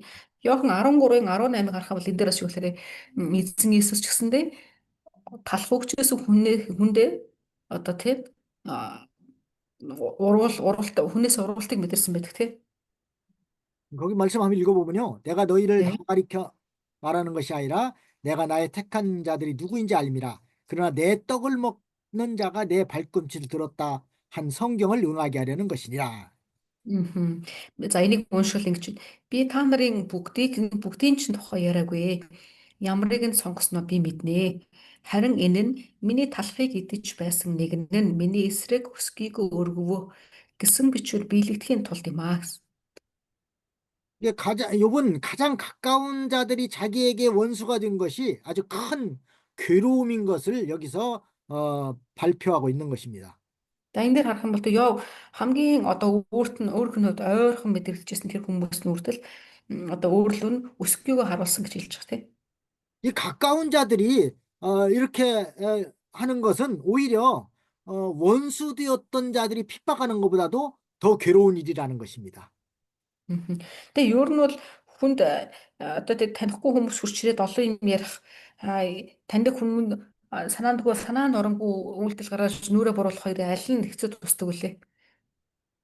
이게 사람은 자기에게 가깝던 자가 멀어질 때 그 받는 그 충격, 그 아픔이 큽니다. Тэг хүний хувьд ингэдэг нэ хол байсан хүн өөдөөс нь одоо тэг доромж үг шидэхээс илүүгээр ойр байсан хүн нь нүрэ буруулаад холдох нь айгүй их тийм одоо хүнд юуг шархаг авчирдаг гэж. 이게 사람은 자기의 사랑하는 자에게서 사랑의 보답을 기대했는데 그 기대와는 정반대로 될 때, 그때 그 절망의 심리, 이것이 참 크다는 것입니다. Тэг хүн ялангуяа арайч шүгвэлгүй дээ гэж бодож исэн хүнээсээ авах тэр уруултын мэдрэмжийнх нь одоо тэр сэтгэл зүйн шок нь нэг хэсэгтээ ингээд арилдаггүй гэж. 욥이 이와 같은 고난을 받는 것은 마치 예수 그리스도의 그 고난 받는 것을 예표하고 있는 것입니다.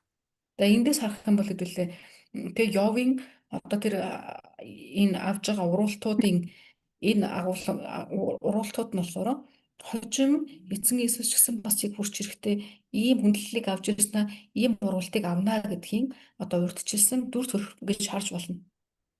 우리 이렇게 욥기를 읽음으로써 예수 그리스도의 받으신 그 고난의 한 부분을 조금이라도 깨닫게 되는 것입니다.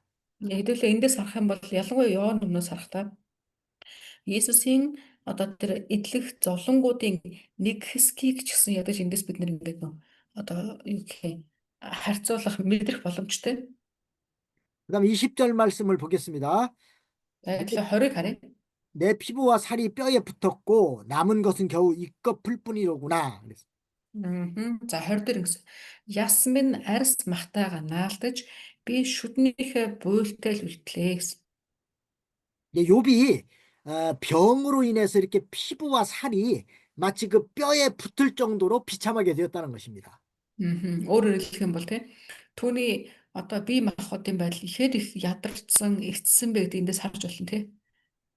그걸 이제 한문으로 말하면 이제 피골이 상접하다 이제 그렇게 표현합니다. 피. Манайхаар бол нэг арьсан дээр тогсон, ясан дээр тогсон арьс гэдэг шиг болсон юм байна.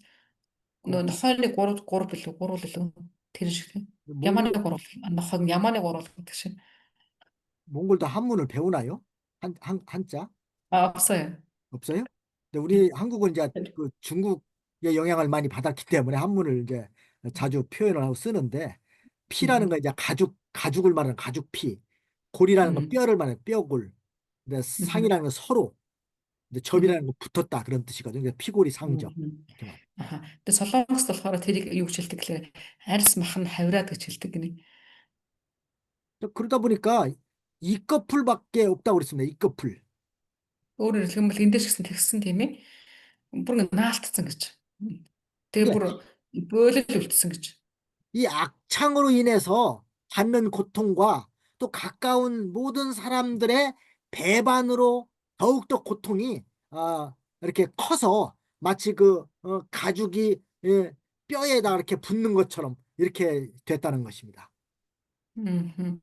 Тэгээ энэ дээр харах юм бол түүний өвдөлтийн байдал, эрүүл мэндийн байдал одоо тэр өвдөлтийн хэмжээг нь ч гэсэн хэдлийн эндээс бас ингэ мэдрэх боломжтой гэж.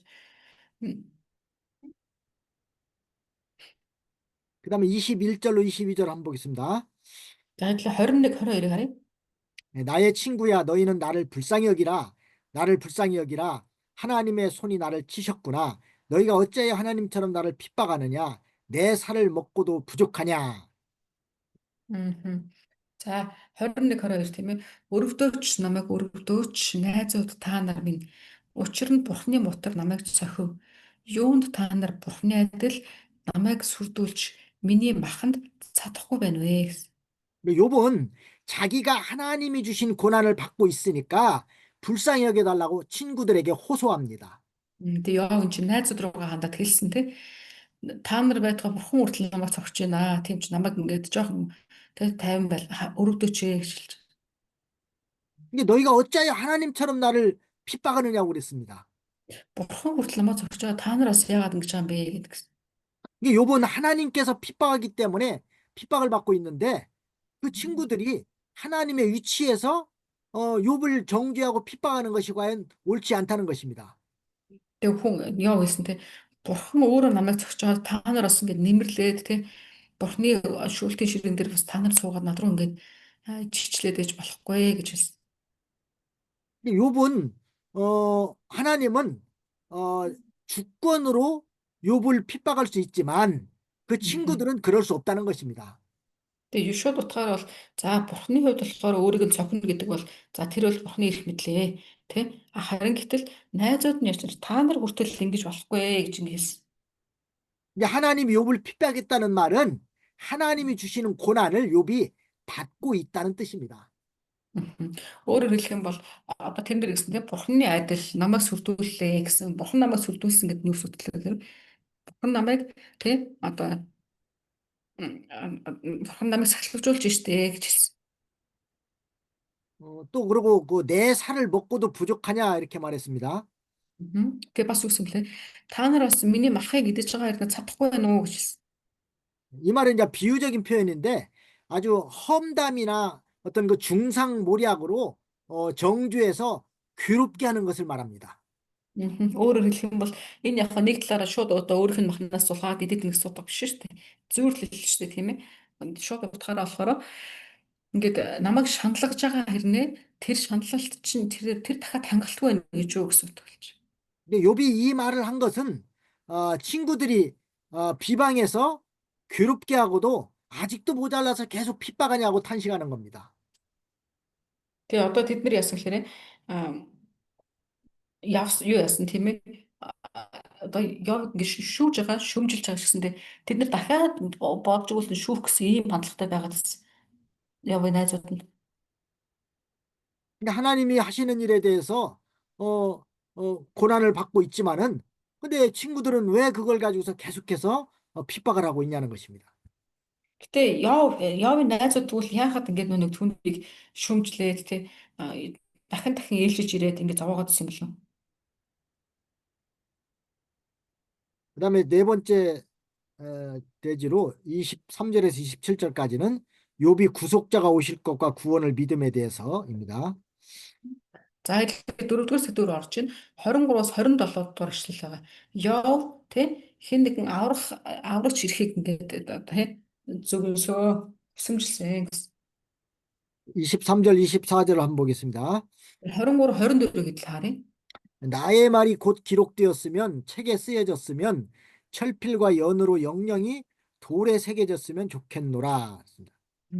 За 23 24 дээр миний үгс бичигдсэн байдаг ч болоосай.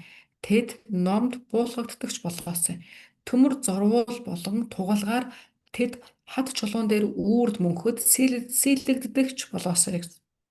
자, 욥의 친구들은 욥이 왜 고난당하고 있다고 지금 말하고 있죠? Тэгээ Йовын найзууд за хэлээ бодъё.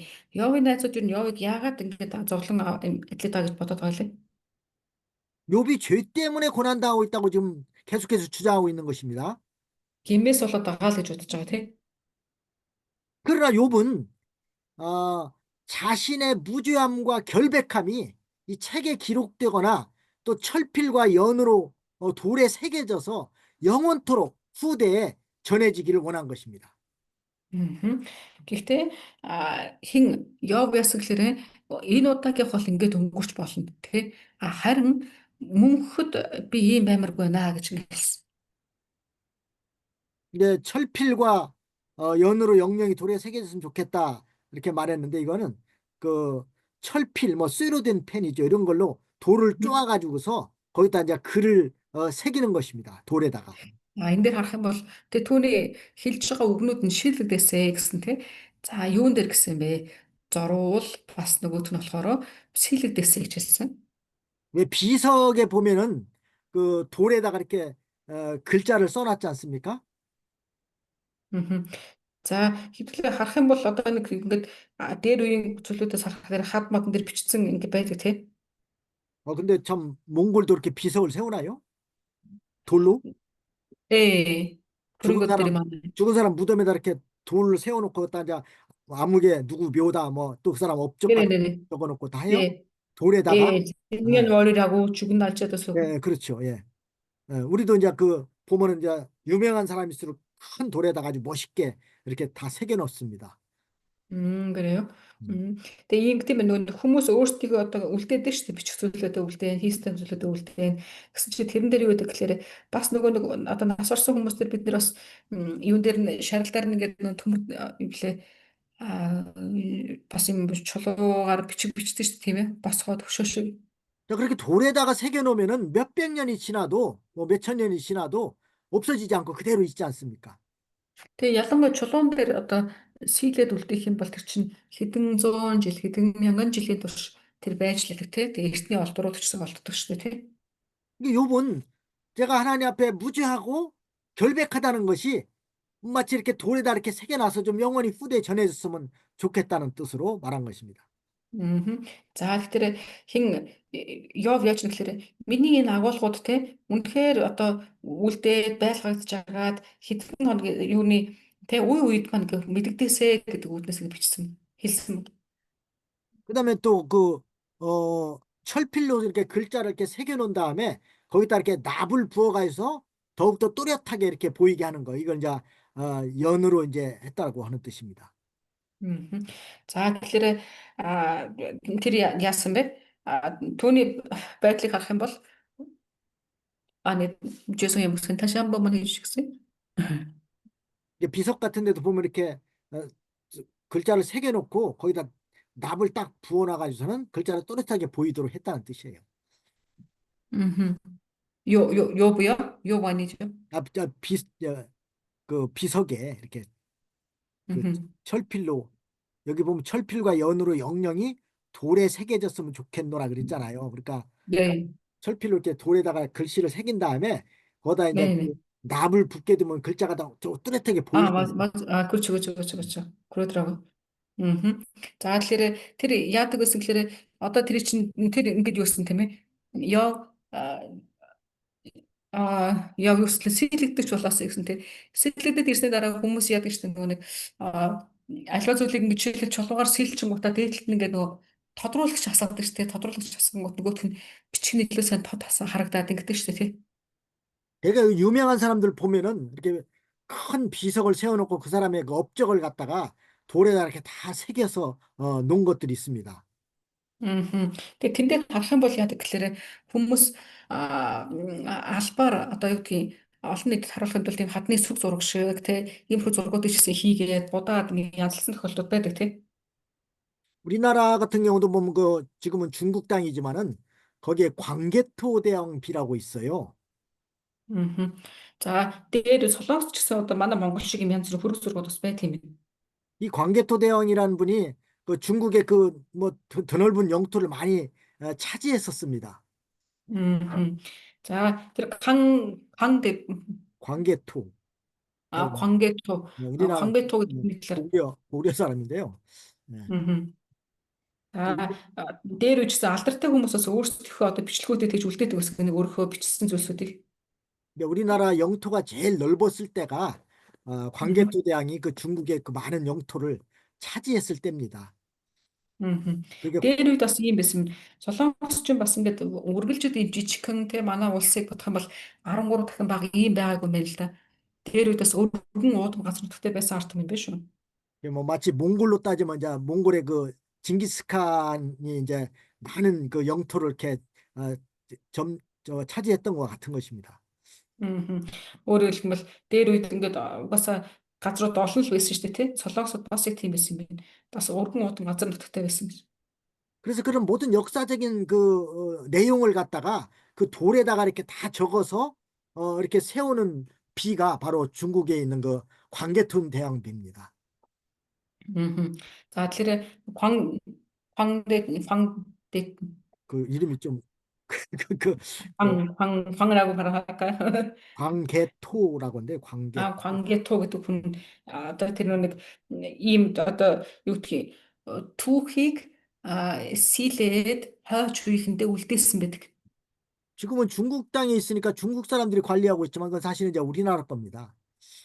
Гэтэ тэрийг одоо харах юм бол тухайн үед болохоор манай тэр улсын талаарх байдлууд нэлээд харагдчихлээсэн юм байна л да.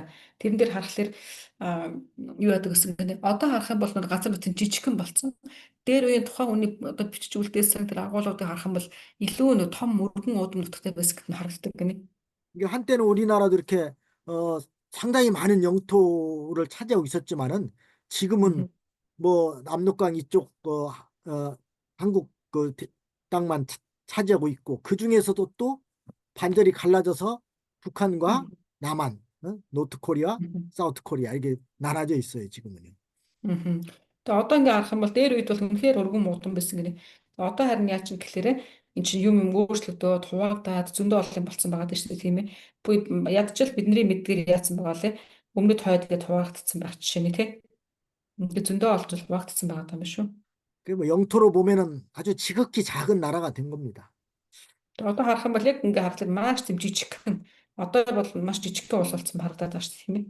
근데 지극히 영토는 지극히 작은데도 불구하고 상당히 또 경제력으로는 세계에서 참 뭐 몇지 안 가는 그런 나라가 됐죠. Мгм. Тэгээ одоо харах юм бол маш тийм жижигхэн тий манай Монголтой харьцуулахад ч гэсэн үнэхээр жижигхэн юм ус болсон л байгаа юм л да. 우리는 이 한국이 아주 못 사는 나라였지만 불과 한 60년 전만 해도 못 사는 나라였어요. 아주 못 사는 음, 나라였지만은 이렇게 지금 상당히 부유하게 된 원인의 하나를 우리는 어떻게 꼽고 있냐면은 우리가 이렇게 음, 다 예수님을 믿고 다 이렇게 기독교를 음, 받아들여서 음, 신앙생활을 잘 하기 때문에 하나님께서 복을 주신 걸로 그렇게 믿고 있습니다. 음.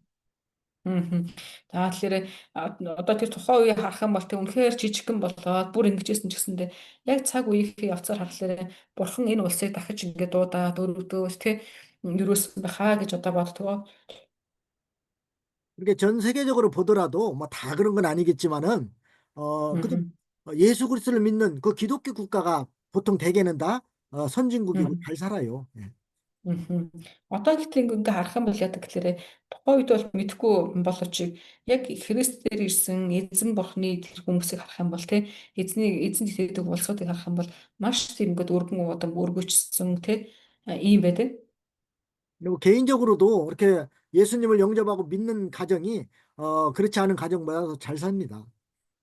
Тэг ингээ харах юм бол ер нь тэгж одоо тэг Христэд итгэсэн ард түмэн итгэхгүй ард түмэндэд шал өөр харагддаг.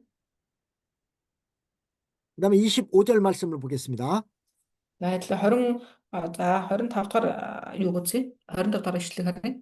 내가 알기에는 나의 구속자가 살아계시니 후일에 그가 땅 위에 서실 것이라. 그랬습니다. За энэ дэр үсгэлээрээ би миний мэдж байгаа за 25 дээр золигч минь амьд гэдгийг эцэст нь тэрээр газар шорон дээр зогсно гэдгийг би мэднэ гэсэн. Амен. 요번 장차 이제 그리스도가 이 땅에 오셔서 구속주로 오셔서 구원해 주실 것을 믿었습니다. За тэр юу гэсэн гэхээр энэ дэлхий дээр тэг Христ ирнэ. Тэг эрэхтэй яг үлээ биднэрт авралыг өгнө гэдэгт итгэсэн байна те. 이게 Амен. 아마도 하나님께서 그 요백에 앞으로 구속자가 이제 오실 거에 대해서 성령으로 깨닫게 하신 것 같습니다. За ингээ харах юм бол те магадгүй эзэн бурхан түүнд ариун сүнсээр энийг бас илчилсэн байсан болол те. 근데 욥은 지금 환난 가운데서 죄인으로 취급받고 있지만 장차 그리스도가 오셔서 그 의의를 증거해 주시고 구속해 주실 것을 믿은 것입니다. Амен. Тэр яг одоогийн байдлаар бол яг тэр нэг одоо тэмцэл дунд те зовлон дунд ингээ байж байгаа. Гэхдээ хожимдоо юг харж байгаа гэхээр хожим мэрэг тэр чөлөөлөлтийг ингээ бас сүнс дотор харсан байж магадгүй. 그러니까 오늘날 지금은요. 구속자 되시는 예수 그리스도가 이미 오셔서 택한 백성들의 죄를 다 구속해 주셨기 때문에 이제 그리스도를 믿으면 구원받는 것입니다. Амен. Өнөөдөр ч гэсэндээ бид нар тийм байгаа тийм ээ. Яг Христ итгэлийг харахаар биднийг одоо аврагч, золигч нэгэн ирсэн гэдэгт бид нар итгэх үедээ яаж юм гэхээр итгэлийг хүлээж авч ерөөлийг нэгүслийг. 이제 그리스도는 앞으로 또 구름을 타고 재림하셔서 이 세상을 심판하실 것입니다. За одоо яг энэ Христ яах вэ? Цаашдаа бас үүлэн донд ирэх ёстой гэж амласныхаа дагуу тэрээр ирнэ. Ирээд яах вэ гэхээр хүн одоо хүн болгон дээр хүн бүхнийг шүүнэ гэсэн баг. 그러므로 우리도 어떠한 고난과 역경 가운데도 빠졌다 할지라도 그리스도께서 재림하시면은 이제 부활 영생할 것을 믿고 오히려 소망을 가져야 됩니다. Тэгээ тийм учраас бид нар яг тэгэхээр хожим ирэх ямар нэг асуудалтай байсан ч гэсэндээ хожим ирэх Христийг бодохдоо тий найдвар гэдэг зүйлийг алдаж болохгүй. Амен. 네. 그다음에 26절 말씀 보겠습니다. За адилхан 26 дугаар ишлэлийг харъя. 나의 이 가죽 이것이 썩은 후에 내가 육체 밖에서 하나님을 보리라. Мгм. За арьс минь устгагдсан хойнч би мах бодороо арьс минь устгагдсан хойнч би мах бодороо Бурхныг харах болоо гэсэн. Амен. 네, 이렇게 육체가 썩어진 다음에 육체 밖에서 하나님을 보겠다는 것은 천국에 가서 하나님을 보겠다는 것입니다. За энэ дээр гарч байгаа. Тэгээ энэ дээр юу ч хэлж байгаа юм. Би эдгээрийг одоо арьс минь устгагдсан ч гэсэн гэж энийг юу ч хэлэхээр тэндээ хаанчлалд орох талаар ярьж байна тий. Мөнхөө улс очсон ч гэсэндээ би Бурхнаа харнаа гэсэн утгаар хэлж байгаа. 그럼 여기 보면 욥의 신앙이 잘 나타나 있습니다. Энэ дээр харах юм бол хэдүүлээ эндээс Йовын итгэлийн талаар харж болох нь тий. 자, 그러니까 욥은 구속자 되신 예수 그리스도가 후일에 이 땅에 올 것을 믿었습니다. Мгм. За тэгээ Йов ясгэлээрээ аврал аврагч болсон тий нэгэн ирээдүйд ирэх болно гэдэг мэдчихсэн. 그리고 자기가 죽은 후에 천국에 가서 하나님과 같이 살 것을 믿었습니다. За тэгээ тэр яасан бэ? Өөрөө өнгөрснөөхөө дараа ч гэсэндээ бурхантай очиод уулзсан гэдэг бас мэдчихсэн. 이제 욥이 그리스도로 인한 영적인 구원과 내세의 구원을 믿은 것은 아주 귀한 신앙입니다. Тэгэхээр бид нэр энэ одоо тэрээр маш тийм хэцүү байдал дотор байсан ч гэсэндээ өөрийнхөө ирээдүйд би яахыгаа ямар болохыгаа одоо тэрийг бодох ухаантай тий тэрэнд итгэлтэй байсан гэдгээс нь бид нэр маш урам авч болно.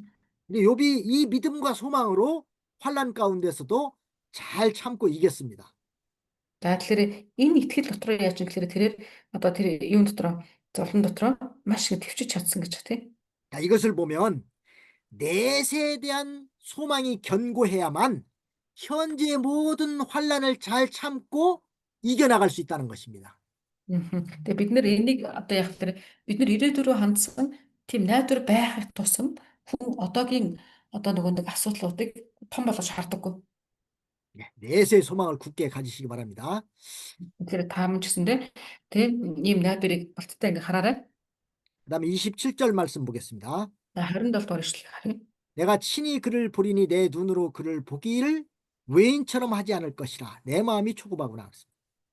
Мгм. За 28 дээр хэрвээ та нар би түүнийг яаж харчих вэ? Бид түүнийг яаж авчих вэ? Хамаг хэрэг түүнд ч би гэж хэлбэл 자, 욥은 죽어서 하나님을 자기 눈으로 볼 것이고 그때에 하나님은 자기를 외인처럼 취급하지 않고 구속자의 위치에서 기쁘게 영접해 줄 것을 확신했습니다. та тэрээр яасан бэхээр одоо энэ дэлхийг орхисон ч гэсэндээ яах вэ? Түүний өмнө очно гэж хэлсэн тий. Эзний өмнө очих болно гэж хэлсэн. 그리고 내 마음이 초급하구나 그랬습니다. За бас яасан бэ? Тэгээ очих дээр яа гэсэн бэ? Миний одоо тэр юун дээр очих үед би түүнийг харах болно гэсэн тий. 이 말은 욥이 하나님을 갈급한 마음으로 사모하여 육체가 쇠해진다는 말입니다. За өөрөөр хэлэх юм бол хүн бурхантай харах гэсэн тэр хүсэл дотроо байх тусам ядгалаараа мах хотыг ингээ орхидог гэж хэлж гэж. 참고 성경을 보면요. 시편 119편 20절에 За хэллээр харах юм бол дуулал 119-ийн 20 дээр байна. 거기 보면은 주의 규례를 항상 사모함으로 내 마음이 상하였다고 그랬습니다. За тэн дээр юу гэхээр эзний үгийг үргэлж одоо хүсэмжлэхдээ би өөрийнхөө сэтгэлийг илээдгээ гэж байна. 그다음에 시편 119편 92절도 보면은 Дахиад зуулал 119-ийн 92 편. 119편 92절. 네, 119ийн 92-ыг харах юм бол 주의 법이 나의 즐거움이 되지 아니었더라면 내가 고난 중에 멸망하였으리다 그랬습니다. за энэ дээр хадлаа харах юм бол эн чи юу гэж юм гэхлээрээ за энэ дээр болохоор 하나님의 таны хууль миний баясгалан байгаагүйсэн бол зовлон зүдүүр дотроо би мөхөс байх байлаа гэсэн. 욥은 이렇게 하나님의 말씀을 믿고 이렇게 음. 환난 중에도 소망을 가진 것입니다. Тэгээ Йовын хувьд яасан бэ? Йовын хувьд яаж ирсэн гэхээр энэ мэтчлэн найдвар гэдэг зүйлийг дотроо тээжсэн учраас энэ дэлхийн зовлон дээрээ одоо анхаарлаа хандуулах гэсэн. 우리도 이렇게 하나님의 말씀을 굳게 붙들고 어떠한 환난이 오더라도 하늘나라에 대한 소망을 가지고 잘 참고 견뎌 나가야 되겠습니다. Бид нар ч гэсэндээ ямар нэгэн асуудал донд орлоо гэж бодоход тийш нэ биш харин дээш нэ буюу мөнхийн улс руу илүү найдвараа тавиад тийш нэ анхаарах нэг чухал байна. 근데 내세에 소망이 없는 사람이 그러고 보면 제일 불쌍한 사람입니다. Тэгэхээр ер нь бол харах юм бол хойшоо яах талаараа нөгөөнд юу найдвар байхгүй хүн хамгийн өрөвдөлтөд маргааш яхаа мэдэхгүй ирээдүйд яхаа мэдэхгүй. 예수 그리스도를 믿는 사람은 천국에 대한 내세의 소망이 있습니다. Харин Христэд итгэлтэй хүн яадаг гэхээр мөнхийн хаанчлалын найдвартай байдаг. 그렇기 때문에 세상에서 어떤 고난과 환난을 당한다 할지라도 내세 천국에 가서 받을 영광을 바라보면서 기뻐하고 즐거워할 수 있는 것입니다.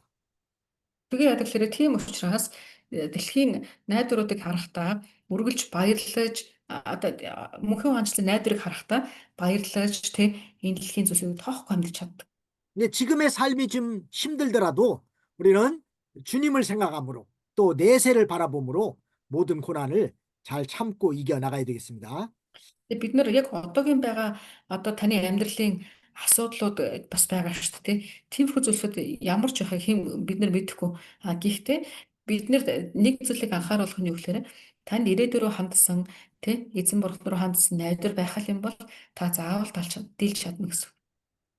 그 몸이 아파가지고서는 참 많이 힘든 분들도 있죠. Одоо ингээ харах юм бол тий эргэн тойронд өвдсөн тий тэрнээс болоод ингээд өчгөө болж байгаа хүмүүс бас байгаа. 거기도 뭐 무슨 저 문자 보면 뭐 무슨 누가 수술한다 뭐 그런 문자가 많이 들어오는 것 같던데 그분 지금 어떤 상태세요? 오늘 수술 받았어요, 선생님. 오늘요? 그, 그 유방암에 걸려가지고 음. 유방암 때문에 항암 치료를 많이 한 네 번인가 받은 것 같은데 아, 그랬다가 항암 치료가 다 마치고 오늘 지금 그 수술 받았거든요. 음. 만약에 누구니까 어떤 дахиад орж байгаа юм уу? Өглөө ороогүй одоо орж байгаа манайхаа. Их тэгч 지금 방금 3시 яг 한국 시간으로는 4시 36분에 음. 올려온 그 메시지 보면은 음. 그분이 방금 수술 들어갔다고 하거든요. 수술 들어갔대요? 네. 음. Яаралтай хагаргаанууд нь төрүүлээд орж ийн гинэ.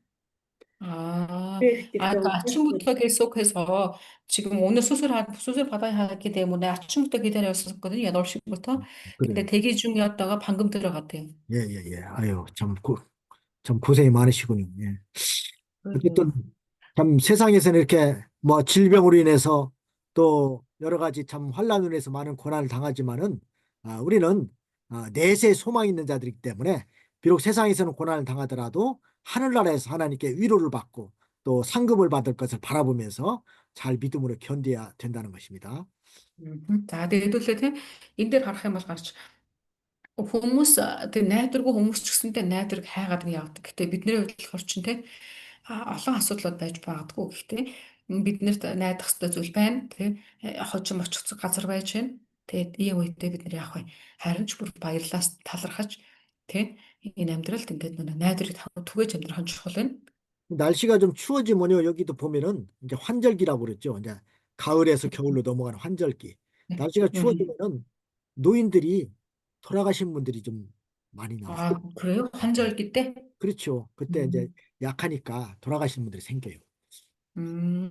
Юу яадаг гэн нөгөө нэг улирал дуусаад улирал одоо солигддог шүү дээ. Улирал солигдохлоор хүмүүс бас дагаад бие нь бас дараад юм байна тийм. Тэгээд одоо солонгост ч гэсэндээ юу намар байж байгаа буцаад хавар намар байж байгаад өвөл болж байгаа өвлийн улирал орж байна. Улирал солигдож байгаа үед яаж гэсэн чинь хүмүүсийн бас эрүүл мэндийн асуудал гараад тийм ингэж байгаа хүмүүс бас байна гэдэг.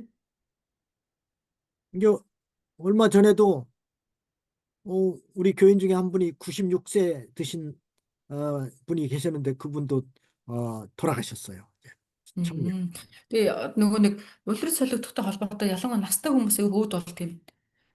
Өвлөө ч гэсэн манай хамбастар хэлсэн. Өнөөдөр энэ 7 хоногт баг 3 одоо оршуулах ёслолтой байсан гэсэн чинь эдний чуулганы бас 96 настай нэг хүн байсан өөд болсон. 장례 예배 이제 가면은 항상 이제 내세에 대한 천국에 대한 그런 소망에 대해서 말씀을 전합니다. Тэгэхээр одоо гэдэгтээ харах юм бол тиймэрхүү газар одоо юун дээр тийм юу гэхлээр оршуулах ёслолуудыг харах юм бол тэд нар дандаа ийм мөнхийн найдварын талаар яригддаг. 그다음에 다섯 번째로 이제 그 28절 29절은 욥을 대적하는 친구들이 받을 심판에 대해서 말하고 있습니다. За хэдүүлээ дараагийн 5 дугаар сэдв рүү орж ин хамгийн сүүлийн сэдв энэ болохоор 28 29 дэх ишлэл дээр байж. Энэ болохоор Йовыг тэ өгөөсгсөн найзуудын шийтгэлийн талаар гарч. 네, 28, 29절 읽어보겠습니다. За 28 29 уншия. 너희가 만일 이르기를 우리가 그를 어떻게 칠고 하며 또 이르기를 이래 뿌리가 그에게 있다 할진대 너희는 칼을 두려워할지니라 분노는 칼의 형벌을 부르라니 너희가 심판이 있는 줄을 알게 되리라. За энэ дээр харах юм. Хэрв та нар бид түүнийг яаж хавчих вэ? 이게 хэрв та нар бид түүнийг яаж хавчих вэ?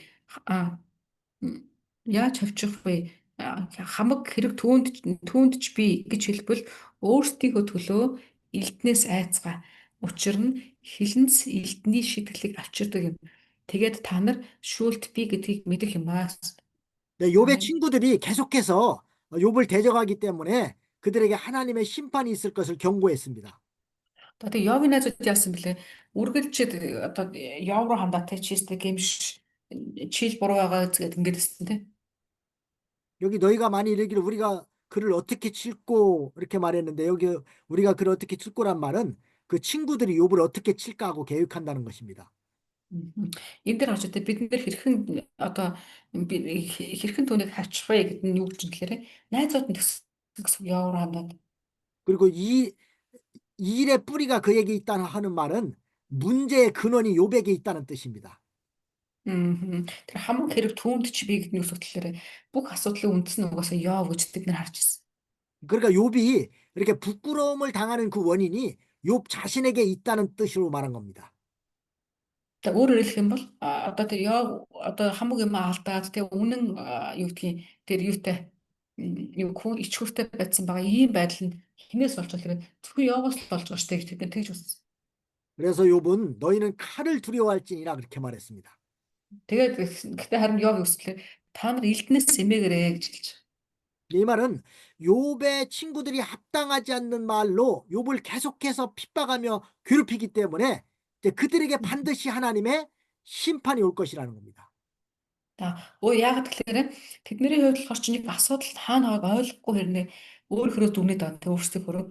Гэхдээ Йов тийм учраас үсгэлээрээ та нар тэгжилээ. Бурхан та нарт өөрсөж ч одоо те хариуг өгнө гэсэн хэлж байгаа адилхан гэсэн.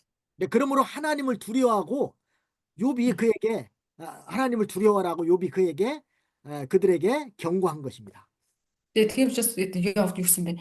Та нар харин өстө Бурханаас эмэх хэрэгтэй шүү гэж анхаарал болсон те. 근데 합당치 않은 말로 계속해서 의인을 괴롭게 하면은 반드시 하나님의 심판이 있을 것이라는 뜻입니다. Тэгээд шууд утгаар нь гарах юм бол тийм одоо юутай юу гэвэл тэгш бус байдлаар тэгш бус байдлаар хараад ингээд хийлдэд одоо тэгш бус байдлаар шүүмжлэд байх нь эзэн бурханд таалагдахгүй гэсэн. Шудраг бус байдлаар. 이게 말이 얼마나 참 중요한 것인가를 우리가 깨달아야 됩니다. Тэгэхээр бид нэр үг ямар чухал вэ гэдгийг бас бодох хэрэгтэй. 한국 속담에도 보면요. 말 한마디로 천냥빚을 갚는다는 뜻, 그런 속담이 있어요. Солонгосын ийм зүйр үг гэдэг нэг үгээр мянган өрийг дарж болтгоо гэдэг үг гэдэг. 이게 말을 잘하게 되면은 빚을 많이 졌어도 다 탕감을 받는다는 뜻입니다.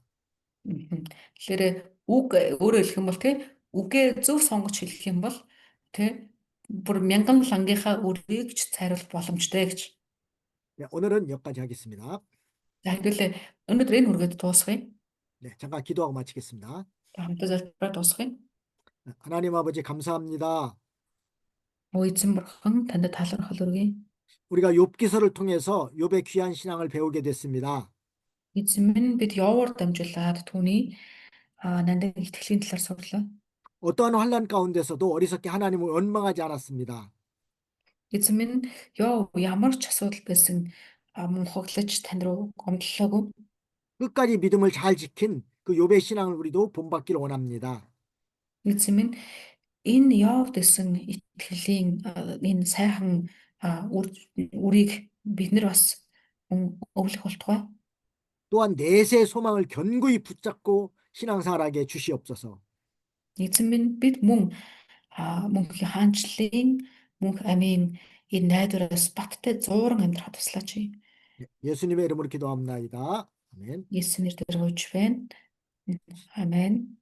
네, 수고하셨습니다. Амен. Суушсан гэдэг юм.